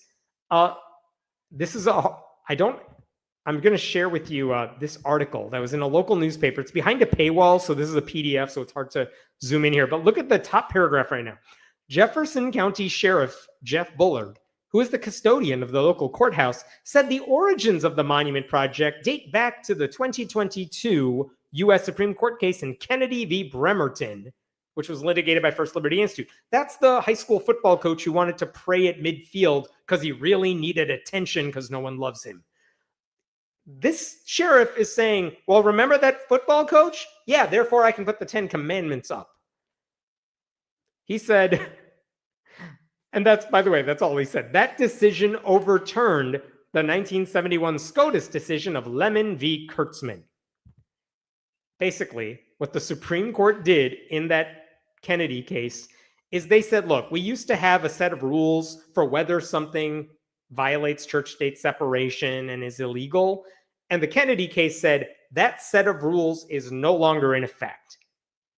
But all that means is you can't use that set of rules to say if something violates church-state separation or establishment of religion. There are a million other ways you could still prove that or say that something violates the First Amendment. This idiot seems to think, hey, they got rid of the Lemon test, therefore there's no more church-state separation. I can do what I want. That's not how it works. This man is dumb. But that's what he said. In case you're wondering, where did he go? Did I lose him? Here's the sheriff. Here's the sheriff. This is the guy who's like, I know the law. The law says church-state separation doesn't exist because I've never read the First Amendment. So, in a letter at the time, the Freedom from Religion Foundation sent a letter to the county commissioners, and they're like, what the hell are you people doing in Jefferson County? And look at this part at the bottom of this page. The monument is not part of Jefferson County's longstanding history because the monument was erected less than a week ago. This doesn't even come close to the so-called history and tradition test, which was discussed in Kennedy. Basically saying, you guys don't have any legs to stand on here. What are you doing? So they wrote this letter to the county commissioners saying, take down your stupid ass monument because there's no legal standing that's going to allow this to happen. And what made matters worse is that when you found out how they installed it, it got even crazier. Because guess how they did it? Do you remember Roy Moore, the Alabama Senate candidate who was mired in scandal because he molested little girls? In like 2001, Roy Moore was the Chief Justice of the Alabama Supreme Court. And he decided to install a 10 Commandments monument in the state courthouse. And he knew it was illegal, so he did it in the middle of the night when no one was looking. And then he's like, you can't take it away from me now. It's really hard to do. And then they got rid of it, and they got rid of him. And then he became Chief Justice again later, and it's Alabama. What do you expect? But like Bullard, this sheriff in Jefferson County, he did the same thing. He erected it basically when no one was in the building. And they didn't know all this. We didn't know all this until much later after it was already installed. Here's what happened. This is according to legal documents later. In March of 2024, a group of several interested Jefferson County churches and private individuals came forward to provide the financial support for this. Actually, I do have that right here. Let me share this with you so I'm not just reading it. This is at the top of this news article. Came forward to provide the financial support needed to have the monument placed at the local courthouse. The project was completed and delivered by some company. They, along with the towing company, did an outstanding job of creating and installing it, which took place Friday morning on this day. A private ceremony unveiling the new monument took place on Sunday, August 25th. The courthouse is closed on Sunday, obviously. So this dude basically installed it on a day and unveiled it on a day no one was in the building because he's shady and he knows what he's doing is wrong. So where are we at right now? It's illegal to begin with. It has nothing to do with the county's heritage or history. It has a friggin' Bible quote at the bottom of the base in case you need any reminder that they are promoting Christianity. And what's the point? The point of this, it sends a message that the Christian rule book and a very specific brand of Christianity overrides the Constitution and state law. And if you walk into their courthouse and if you are not a Christian, you are a second-class citizen there. That's the message this thing sends. And obviously, we don't even need to go through the 10 commandments, but like the first 4 are not laws. They're just promotions of Christianity. So what is the whole point of the 10 commandments when like there might be 2 good ones and 4 pointless ones and 4 really pointless ones? You know what I mean? So this is obviously promotion of Christianity. It's religious intolerance. It is exclusion.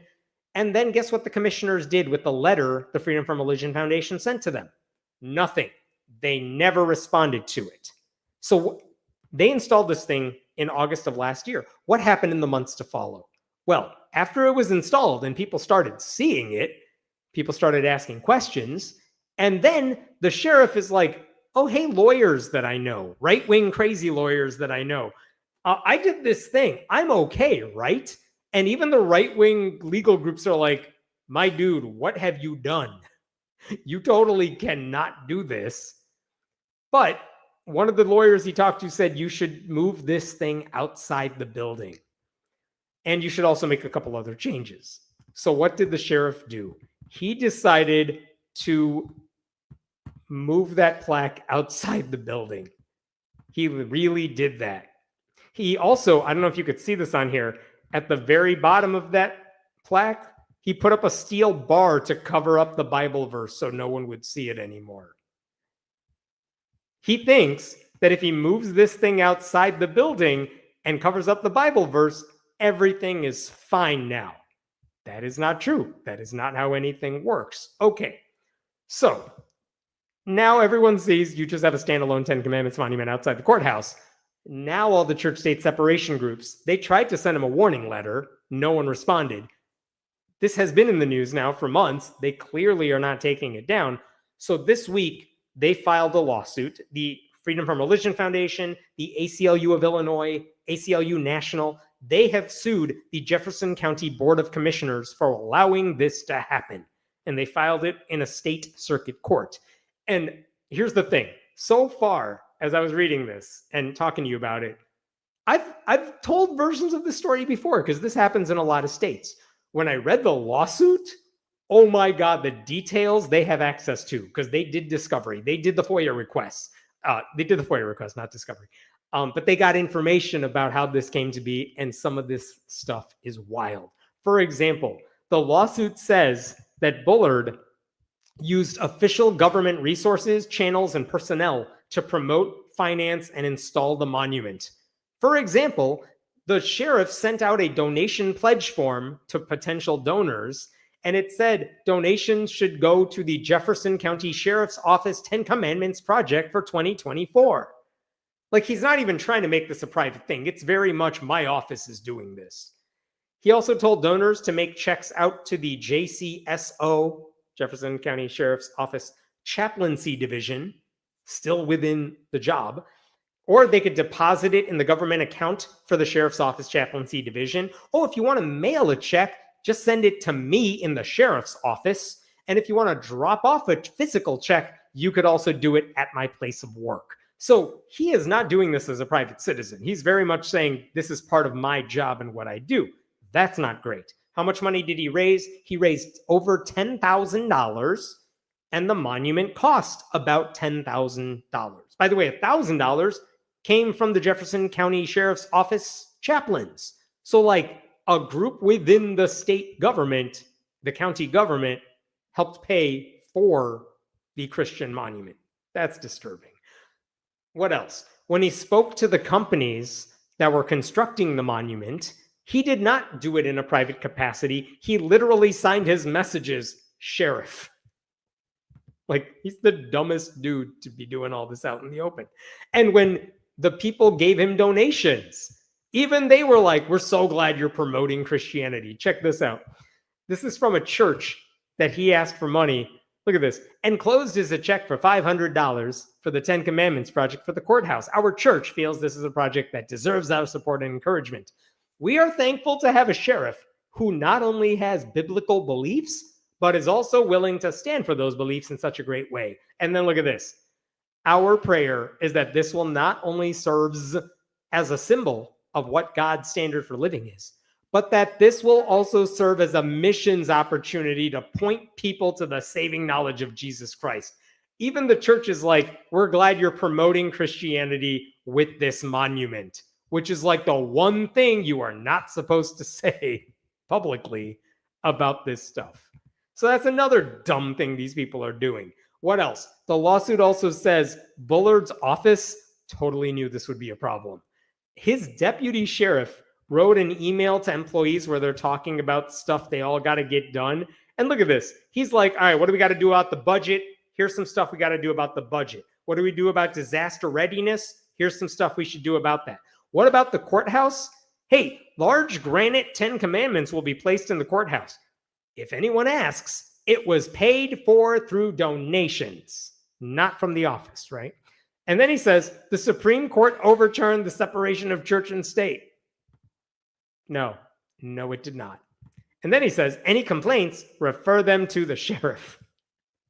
Like, all of these people in the office know what they're doing is illegal, and they're so bad at covering it up, and they're making up stuff that they could say to the public. It's wild. And maybe the most damning thing about all this is, get this, he raised about $10,000 in donations. The monument cost $10,000. He only had like a couple $100 left over. But in that time, remember, it was inside the building and then he had to move it outside. Well, guess what? Relocating a monument of that size outside the building and creating a base for it to lie on, that costs money. How much money? About $5,000. And he didn't have that money.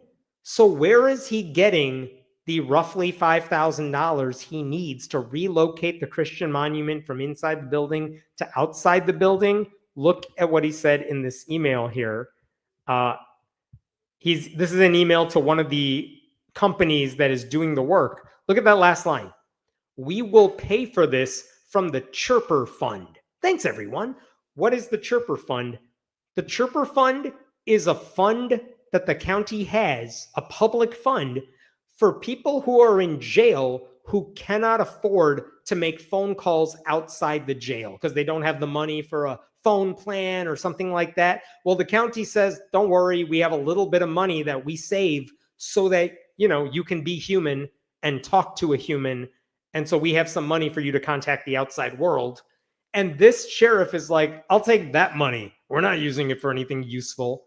So we used about $5,000 in that fund to do that.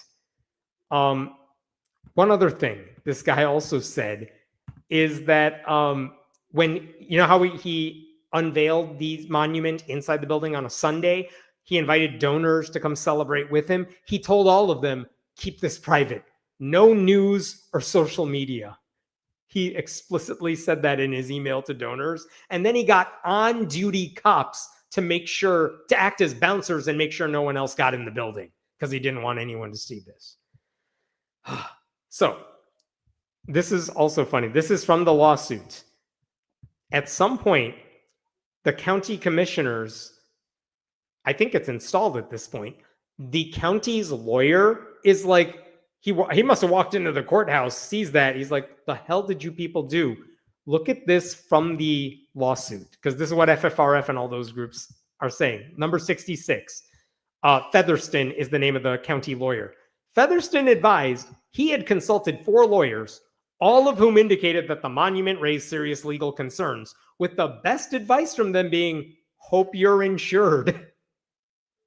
The county lawyer expressed frustration that he was not consulted before the monument was erected and noted that his analysis doesn't change based on the monument being moved outside.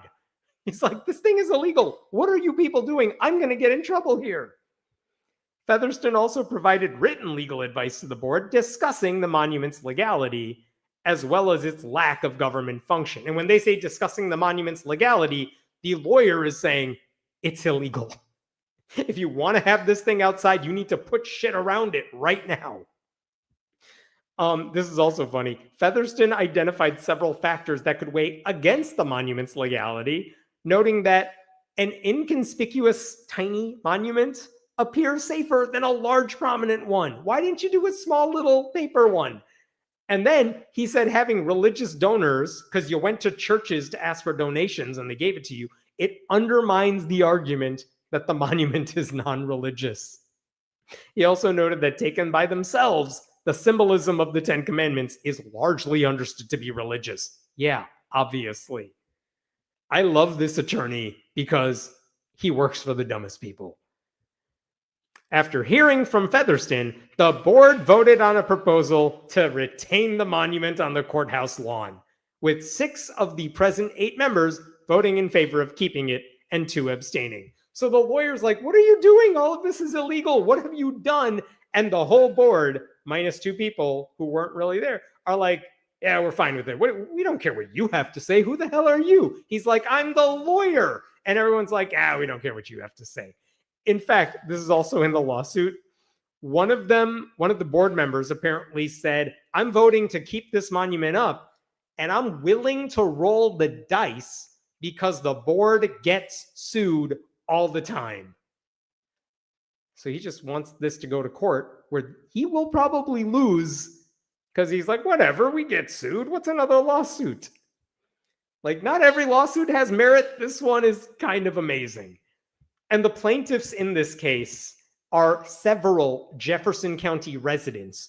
There's a Christian pastor who says this display doesn't belong near the courthouse. He says the monument demeans and trivializes a holy text by turning it into a lawn decoration. There's another plaintiff who's Catholic who objects to the version of the commandments being used since it doesn't line up with his beliefs, and the version that is being used has been used in the past, he says, to condemn Catholic religious practices.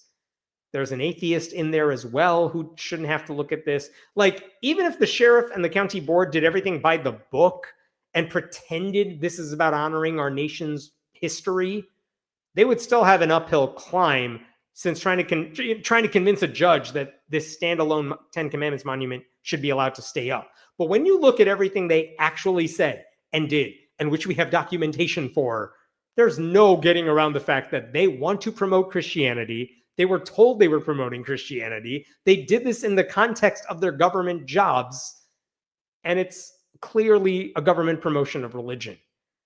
So, like, if I were them, and clearly they're not listening to good advice here, they should just take the loss, take down the monument before their eventual legal bills start piling up. That's what I would do because, I don't know, I want to be responsible if I'm a government official. But given the way they have ignored all the good advice up to this point, they're totally not going to do that. They're going to fight this thing until they lose. And when they lose, it's the taxpayers in their county who are the ones who are going to have to foot the bill for this. I don't know what they're doing. Very dumb, though. All right, I'll stop there. What other questions we got here? It's almost like they worship the monument or something. I wish there was some set of rules we could consult about that. Yeah, like worshiping false idols, graven images, whatever. Yeah, if they ever read the monuments, they would be shocked. It looks like a gravestone. Accurate, symbolic, appropriate. For, I don't know, what exactly are they burying in this county? Their dignity, the laws, the Constitution. Obviously, Jesus said, make a monument, not feed the poor. I believe that is a New Testament quotation. Yeah, that's in the book of Matthew right there. He said, make me all the 10 Commandments monuments, get rid of the brown people, don't look at me, and, hurt the poor as much as possible, take away their Medicare, Medicaid, all of it. So they're just wasting more money on something they will probably have to get rid of. This dude really needs to be sued, including giving money back to the prison call fund. I am curious what becomes of that. Like, okay, he took $5,000 from one earmarked set of money. Is the county going to replace that? I don't know how they use it, but it's kind of wild that he would just be allowed to take that money. Here I am in the desert. What are we talking about again? What am I talking about again? That's the Bible verse, better to live in a desert than with a quarrelsome and nagging wife. Well, hello, nagging wife. Welcome. All right, I got one last story for you. Let me just pull this up. And this one should be relatively short, I think. And then we'll get to last call. This is one I'm going to post, I think, tomorrow. Basically, do you remember in Louisiana last year, they passed a law requiring every classroom in the state to put up a copy of the 10 Commandments? They did. It was stupid. I made a lot of videos about it because it's a ridiculous idea. It doesn't help anybody. And then they got sued over that law. And a federal judge said, yeah, what you're doing here is totally unconstitutional. So he blocked that law from going into effect. And then the state of Louisiana has appealed it, and there is no verdict on that one yet. So that's where we're at with that case. And I think last week when I did a video, when I did this live stream, Texas has just passed a bill to put the 10 Commandments in every classroom as well. They're probably going to get sued over that. But there's one other state that has done the same thing. Arkansas recently passed a law requiring every public school classroom to display a copy of the 10 Commandments. And this is what they did. There is a bill, what is it called? It is Senate Bill 433. It was later named Act 573. It was signed into law in April. And it says you got to put up the 10 Commandments in every classroom, and every public building has to put up a poster saying, "In God we trust." And the people who defended it were like, this has nothing to do with religion, you guys. This is an article from when this law was signed. The bill's sponsor, Representative Alyssa Brown, here's what she said. Every day as members, we stand on the House floor and we take a pledge of allegiance to one nation under God. We have the "In God We Trust" motto in those same classrooms. We're not telling every student they have to believe in this God, but we are upholding what those historical documents mean and that historical national motto. You know it. You know what I'm going to say. Right? The historical one nation under God. Under God was added to the pledge in 1954.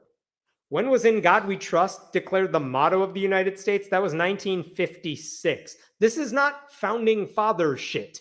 This is stuff we did when we were trying to make ourselves look godly in the face of godless communists. So there's nothing historical about "Under God, in God we trust," and there's definitely anything secular about the 10 Commandments. And this is the lady who sponsored the bill. So you know Sarah Huckabee Sanders was going to sign this into law because of course she is. She doesn't know any better. Anyway, the fact is, in Louisiana, that judge struck it down as unconstitutional. And then Arkansas is like, well, let's do the same thing. What are they going to do to us? Because whatever, that strike down doesn't apply to us specifically.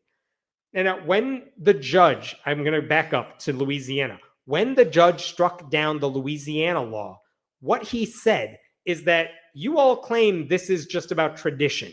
And he said, this is not tradition because the evidence you are giving me that people used to put the 10 Commandments up in public schools, it was too scattered to amount to convincing evidence that it was common at the time our country was founded.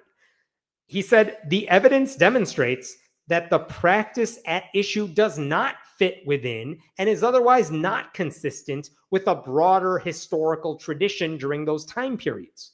Basically, the judge said they didn't do this in the 1700s, so why are you telling me this is tradition that we need to follow now? That's bullshit. The judge also pointed out, hey, the Supreme Court ruled on this 5 decades ago, Stone v. Graham. They said that a virtually identical law in Kentucky, putting the 10 Commandments up in schools, is unconstitutional.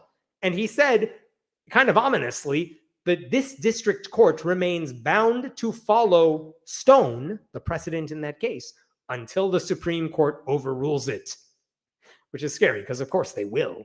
But the bottom line is, in Louisiana, it was all about promoting Christianity, and everyone knew it, and the judge knew it, and that's why it was correctly declared illegal. So in Arkansas, they were thinking about their version of the law. The expectation is, well, now that they passed it, because, Republicans, they're going to get sued over this too. And now they have been sued over it. So this is from Americans United for Separation of Church and State. AU and allies sue over Arkansas law mandating 10 Commandments in public schools.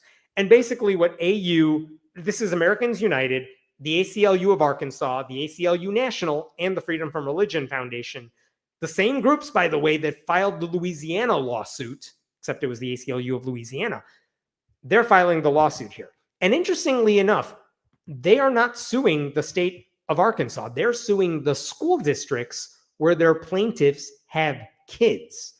And what they are saying is that the kids and their families should not be force-fed this harmful religious messaging. And I want to show you some of the stuff they say here. Check this out. Here we go. Permanently posting the 10 Commandments in every classroom and library, rendering them unavoidable, unconstitutionally pressures students into religious observance, veneration, and adoption of the state's favored religious scripture. It also sends the harmful and religiously divisive message that students who don't subscribe to the 10 Commandments, or more precisely, to the specific version of the 10 Commandments that this law requires schools to display, do not belong in their own school community, and pressures them to refrain from expressing any faith practices or beliefs that are not aligned with the state's religious preferences. Very strong words there. And along the way, my favorite thing about the lawsuit is they have a lot of quotations from lawmakers who clearly voted for this bill because they wanted to push their religion on children. Check this one out. Number 5. The state's main interest in displaying the 10 Commandments in public schools under this act is to impose religious beliefs on public school children, regardless of the harm to students and their families' religious freedom. As one Arkansas legislator proclaimed in defending the displays, I think that anything we can do to try to increase access to or spread the gospel would be something that I would want to do as a person of faith. Like, my dude, what are you saying? You're not supposed to say that out loud. That was dumb. And there's this one too. Look at number 59. For example, responding to an Arkansas reverend's testimony against the law, Representative Stephen Meeks asserted, "You had stated that the 10 Commandments should be taught in church and all that. And I don't disagree with that. I'm a fellow Christian. But there are a large number of students who don't go to church. They're not involved in any religious activities. And so would you rather them have zero exposure to this, or have it in their classroom so they can at least have some exposure?" Like, what are you doing? You're saying we need to get them to be Christian. After the Reverend testified that she did not believe the public schools should be the ones providing that access, Representative Jeremy Woolridge proclaimed, "I think that anything we can do to try to increase access or spread that gospel would be something I want to do as a person of faith. I guess I'm a little bit shocked that you, as a pastor, would not have that same view." Because again, a pastor can say to the church, "I think you should all follow the 10 Commandments," but a good pastor knows, like, it's not the school's job to promote my religion for me. Again, if you elect dumb people, this is what you're going to get. But this is the lawsuit. Like, the lawsuit notes that everything I've said about the 10 Commandments already, that like you cannot have any law that says just put up the 10 Commandments by themselves. Doesn't matter if it's a monument inside or outside a courthouse. Doesn't matter if it's a poster inside a classroom. You can't have it by itself. Maybe you could get away with it if you said, we're going to put up the 10 Commandments and the Declaration of Independence and the Magna Carta, and you did all that. Maybe you could get away with it. But in Arkansas, they're like, just the 10 Commandments. That's it. By the way, in Louisiana, the place where the law was struck down, their law actually said every school, in addition to putting a poster of the 10 Commandments in the classroom, they have to put a context statement, basically a disclaimer, next to the poster. In Arkansas, they didn't even do that. So there's not even context that says, like, we're not doing this to promote religion. We're doing this because, the founding fathers liked it. There's none of that shit. So, like, if the Louisiana law was illegal, this one's super illegal. I mean, the fact is, by mandating the 10 Commandments in every classroom, the state is telling kids which religions count, which ones don't. And they're sending the message that if you're not the right kind of Christian, you're not a real member of this community. So the lawsuit says the state is violating the First Amendment's Establishment Clause and Free Exercise Clauses, but it's going to take a while. We know that. It's going to take a while for this lawsuit to get resolved. So right now, the plaintiffs have asked the judge, I need you to really quickly step in and put a stop to this law so it doesn't go into effect by August 5th, which is like when the school year starts in some parts of Arkansas. So they're asking for a temporary injunction right now, and then they will wait and see what the judge decides to do on a permanent basis later on. Like, look, there are some legal cases that depend on how a judge interprets the facts. This is about as clear-cut as they get. Arkansas passed an illegal law, made up details about American history to defend their position, and bragged about why they were doing it to promote Christianity. Like, any judge should be able to see all that and admit it and strike down this law before any school has to put up actual Christian posters in their classrooms. Just unbelievably stupid. All right, I think I'm done with that one. What questions we got here?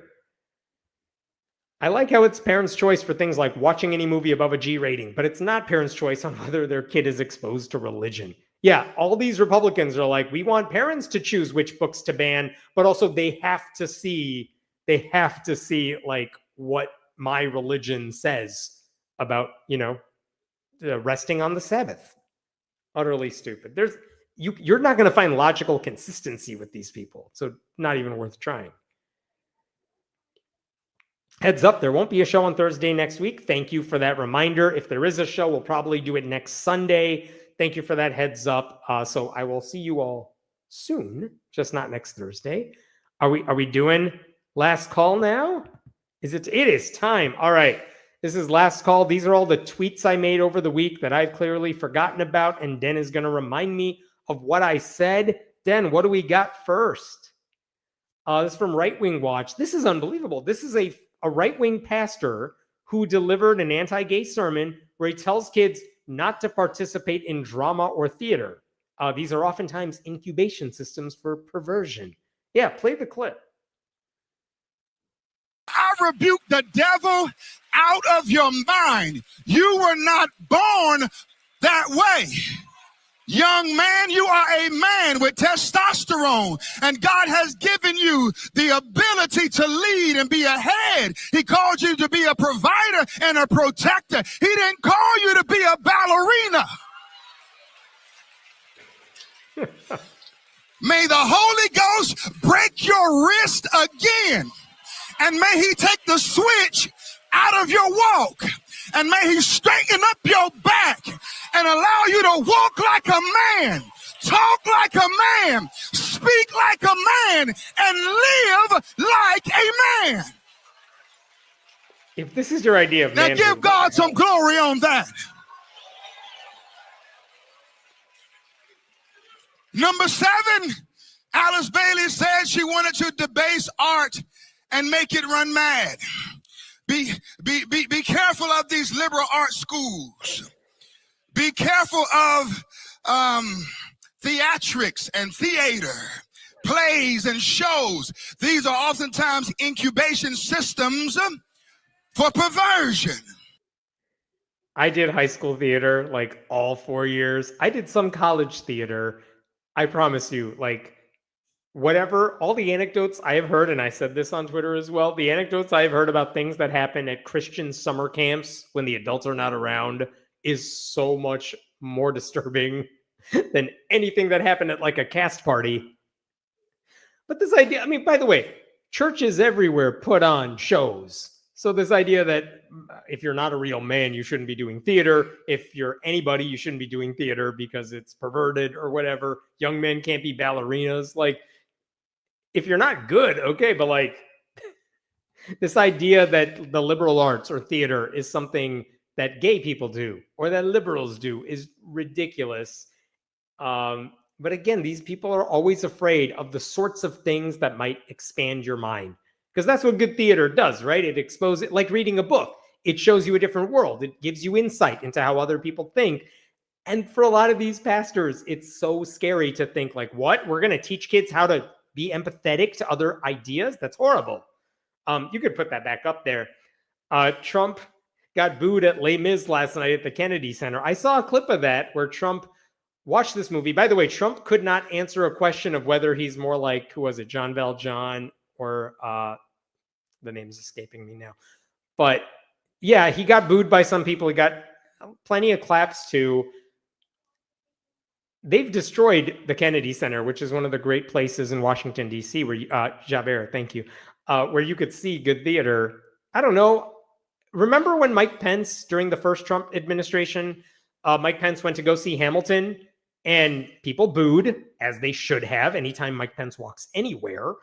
But one of the things the cast members said on the stage that day, after Pence left, by the way, is, and I'm paraphrasing here, hey, we hope you do see this theater and maybe you will become a little more empathetic and realize that you don't have to be as bigoted as you are. My paraphrase. Like, I kind of want Trump to see more theater, honestly. That's not what he was there for. He's just there to show off his new prize, the Kennedy Center, but whatever. What else we got? I urge you, check out this live stream I did with Kate Shellnut just the other day about what happened at the Southern Baptist Convention's annual meeting. She knew what was going on. She was there all week. Really good insights from her. So please check that out. What was this? Yes. The Christian Post headline, a Department of Justice employee was accused of spiking his girlfriend's drink with an abortion pill, and he was charged with capital murder. And I forgot who posted this bit, but mifepristone has become a murder weapon. These killers could be disarmed if the Trump administration reenacts the FDA safety protocols eliminated under the Biden administration. These people are treating abortion pills as if they are murder weapons. And look, I'm not even going to get into what this dude did to his girlfriend's drink. That's disturbing however you want to look at it. But the idea that because he gave her an abortion pill, that counts as a murder weapon, because these people think that a woman taking it of her own volition is committing murder. This is actually one of the things Kate said, that there are people at the Southern Baptist Convention who were mad that the Southern Baptists themselves were not taking the position that women who swallow these pills are murderers, that these pills are murder weapons. They want the word murder to be used anytime they're talking about abortion, because some people are just insane and they do not understand how abortion works, how the pill works. They think the second they think it's life from the moment of conception. None of this is based in science. All of it's based in whatever, myth they tell themselves. But also, I am very curious, and I did not read this article at the bottom. I am shocked by the idea of whoever the hell this Trump employee who spiked his girlfriend's drink with an abortion pill, like, what is going on there? And yes, these are the same people who say guns don't kill people, people kill people. But apparently an abortion pill, if we ban that, then murder won't happen. Oh, well, what about guns? Nope, we're keeping those on the streets and making it easier for people to obtain. Again, you're not going to find logical consistency with Republicans.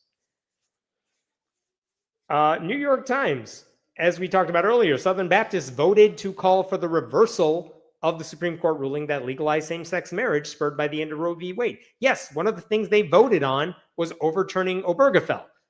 Now, what does that mean that they voted for it? Nothing. It means we really hope the Southern Baptists as a group are saying we don't want marriage equality across the country.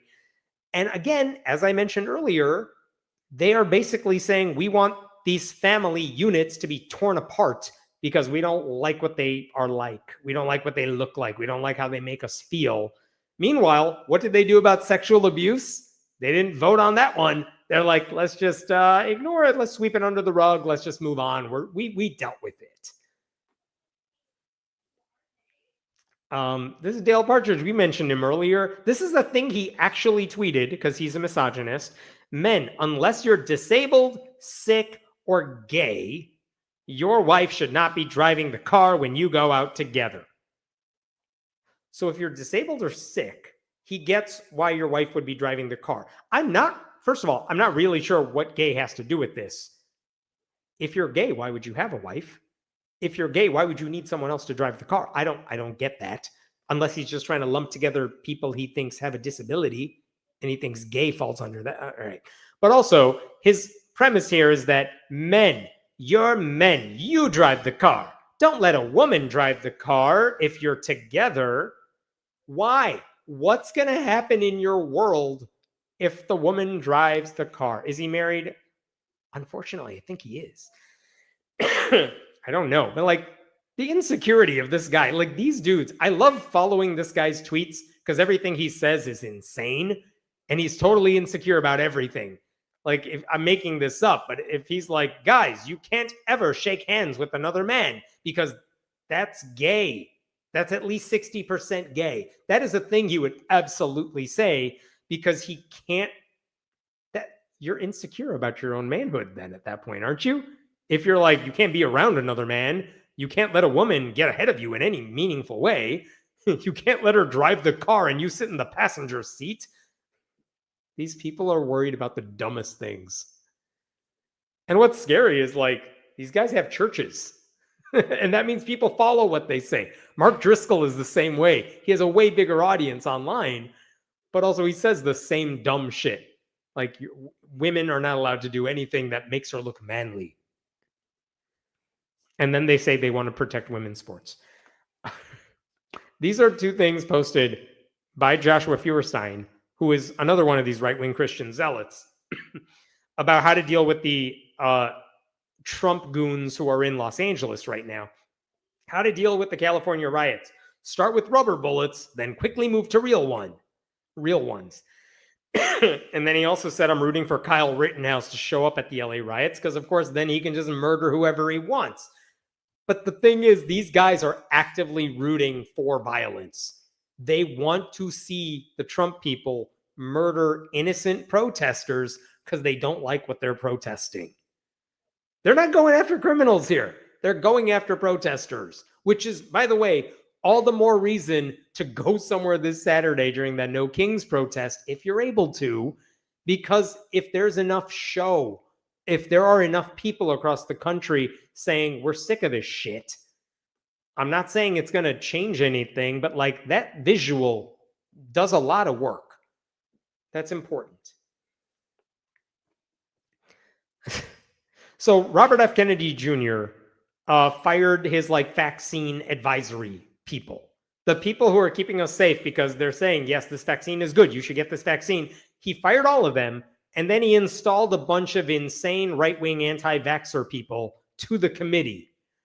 And Bill Cassidy, who is a Republican senator, who is a doctor, who was the one guy who could have helped sink the candidacy of RFK Jr., but ended up voting for him because he's a Republican who doesn't care about people.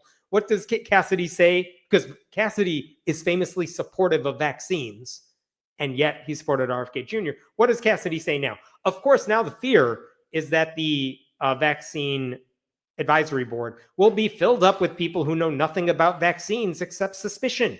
I have just spoken with Secretary Kennedy, and I will continue to talk with him to ensure this is not the case. Dude, have you not met Republicans? They're not going to listen to you. Why did you vote for this guy? Like, I don't know why you would be surprised when RFK does the thing everyone who's smart knew RFK was going to do. And Bill Cassidy is dumb enough to vote for this guy regardless. And so this tweet, that's the most you're ever going to see out of Cassidy and Susan Collins and all of these Republicans who are like, well, I don't like what Trump is doing, but then they vote for the bills anyway. It just happened today with like their stupid big bill where a bunch of Republicans are like, I don't like what's being done here and here. Oh, how'd you vote for it? Oh, I voted for it. Well, then you don't actually care. Get rid of those people at the next election. This is Gavin Newsom. I got to say, I have been very critical, at least in my mind. I don't like Gavin Newsom. I don't like that he did his podcast with all the right-wingers and he's like giving them props. What are you doing? That's stupid. But this week, he's been really good. And this is an example where he showed a picture of all those National Guard members Donald Trump sent to Los Angeles. And he's like, hey, you sent your troops here without fuel, food, water, or a place to sleep. Here they are being forced to sleep on the floor, piled on top of one another. If anyone's treating our troops disrespectfully, it is you, Donald Trump. And what I appreciate about it is Gavin Newsom, or at least his staff, they didn't let any of the Trump lies about Los Angeles sit on Twitter or anywhere. They responded to all of them in rapid time, all the time. And like, that's how you got it. Don't let this stuff fester. You go after him hard, and you don't let up. And by the way, I think we showed it earlier, a clip of we didn't show a clip, but J.B. Pritzker was my governor in Illinois. He was at a subcommittee hearing earlier today, and a lot of those governors, Tim Walz, Kathy Hochul, they were all there, and they were like, we're not taking any of your bullshit from these Republican Congress people who are trying to make a name for themselves. They just fought back and wouldn't take the bullshit. That's how you got to respond. I need more people. I wish more Democrats were like this right now. Again, Gavin Newsom, he runs hot and cold with me, but this week he was really good. I hope it continues. And this is the invocation I gave at the DuPage County Board. I don't know if you need to play all of this, but Dan, if you want to play like the first 15 seconds where we talk about the Mary Miller thing. And I don't know if you have another thing to play there or what. Hello. Thank you to the DuPage County Board and Chair Conroy for having me back here. I always appreciate how this board is willing to listen to people who may not fit a traditional mold, because it shouldn't make a difference if an invocation is given by someone who's Muslim or Sikh or an atheist like myself. Wisdom can come from all sorts of people, and we're all better off when we can acknowledge and respect that. All of you come from different backgrounds and have different beliefs, and yet you are all united in one key way. You have the ability to tangibly improve people's lives by carefully considering what's in front of you today. It's a responsibility the people of this county have given you, and it's one you can honor by approaching your jobs with transparency, integrity, and compassion. If you do that, you will find solutions that uplift everyone and endure long after your time on this board is over. There is an old proverb that says a society grows great when people plant trees whose shade they know they will never sit in. For you, that means not simply worrying about today or this calendar year, but thinking about tomorrow and the future you are creating. The people you serve will be grateful for it. Thank you. So that was the invocation. Hope it was okay. Again, I didn't stick around after that, so I don't know if they liked it, didn't like it, or said anything about it. Maybe they probably just didn't say anything about it, but I do appreciate that they asked an atheist to come do it. I love how you're invoking rationality and good sense rather than some sky fairy. It's all I can do. Thank you so much for being with us tonight. I appreciate it. Remember, you can support me by going to patreon.com/Hemant, and you can always subscribe at friendlyatheist.com. Go do that. Thank you so much to Den for helping out with the moderation. And I will not see you next Thursday, but I will hopefully see you maybe next Sunday. If not, I'll post the link if that's the case. All right. Have a good night, everybody. Bye.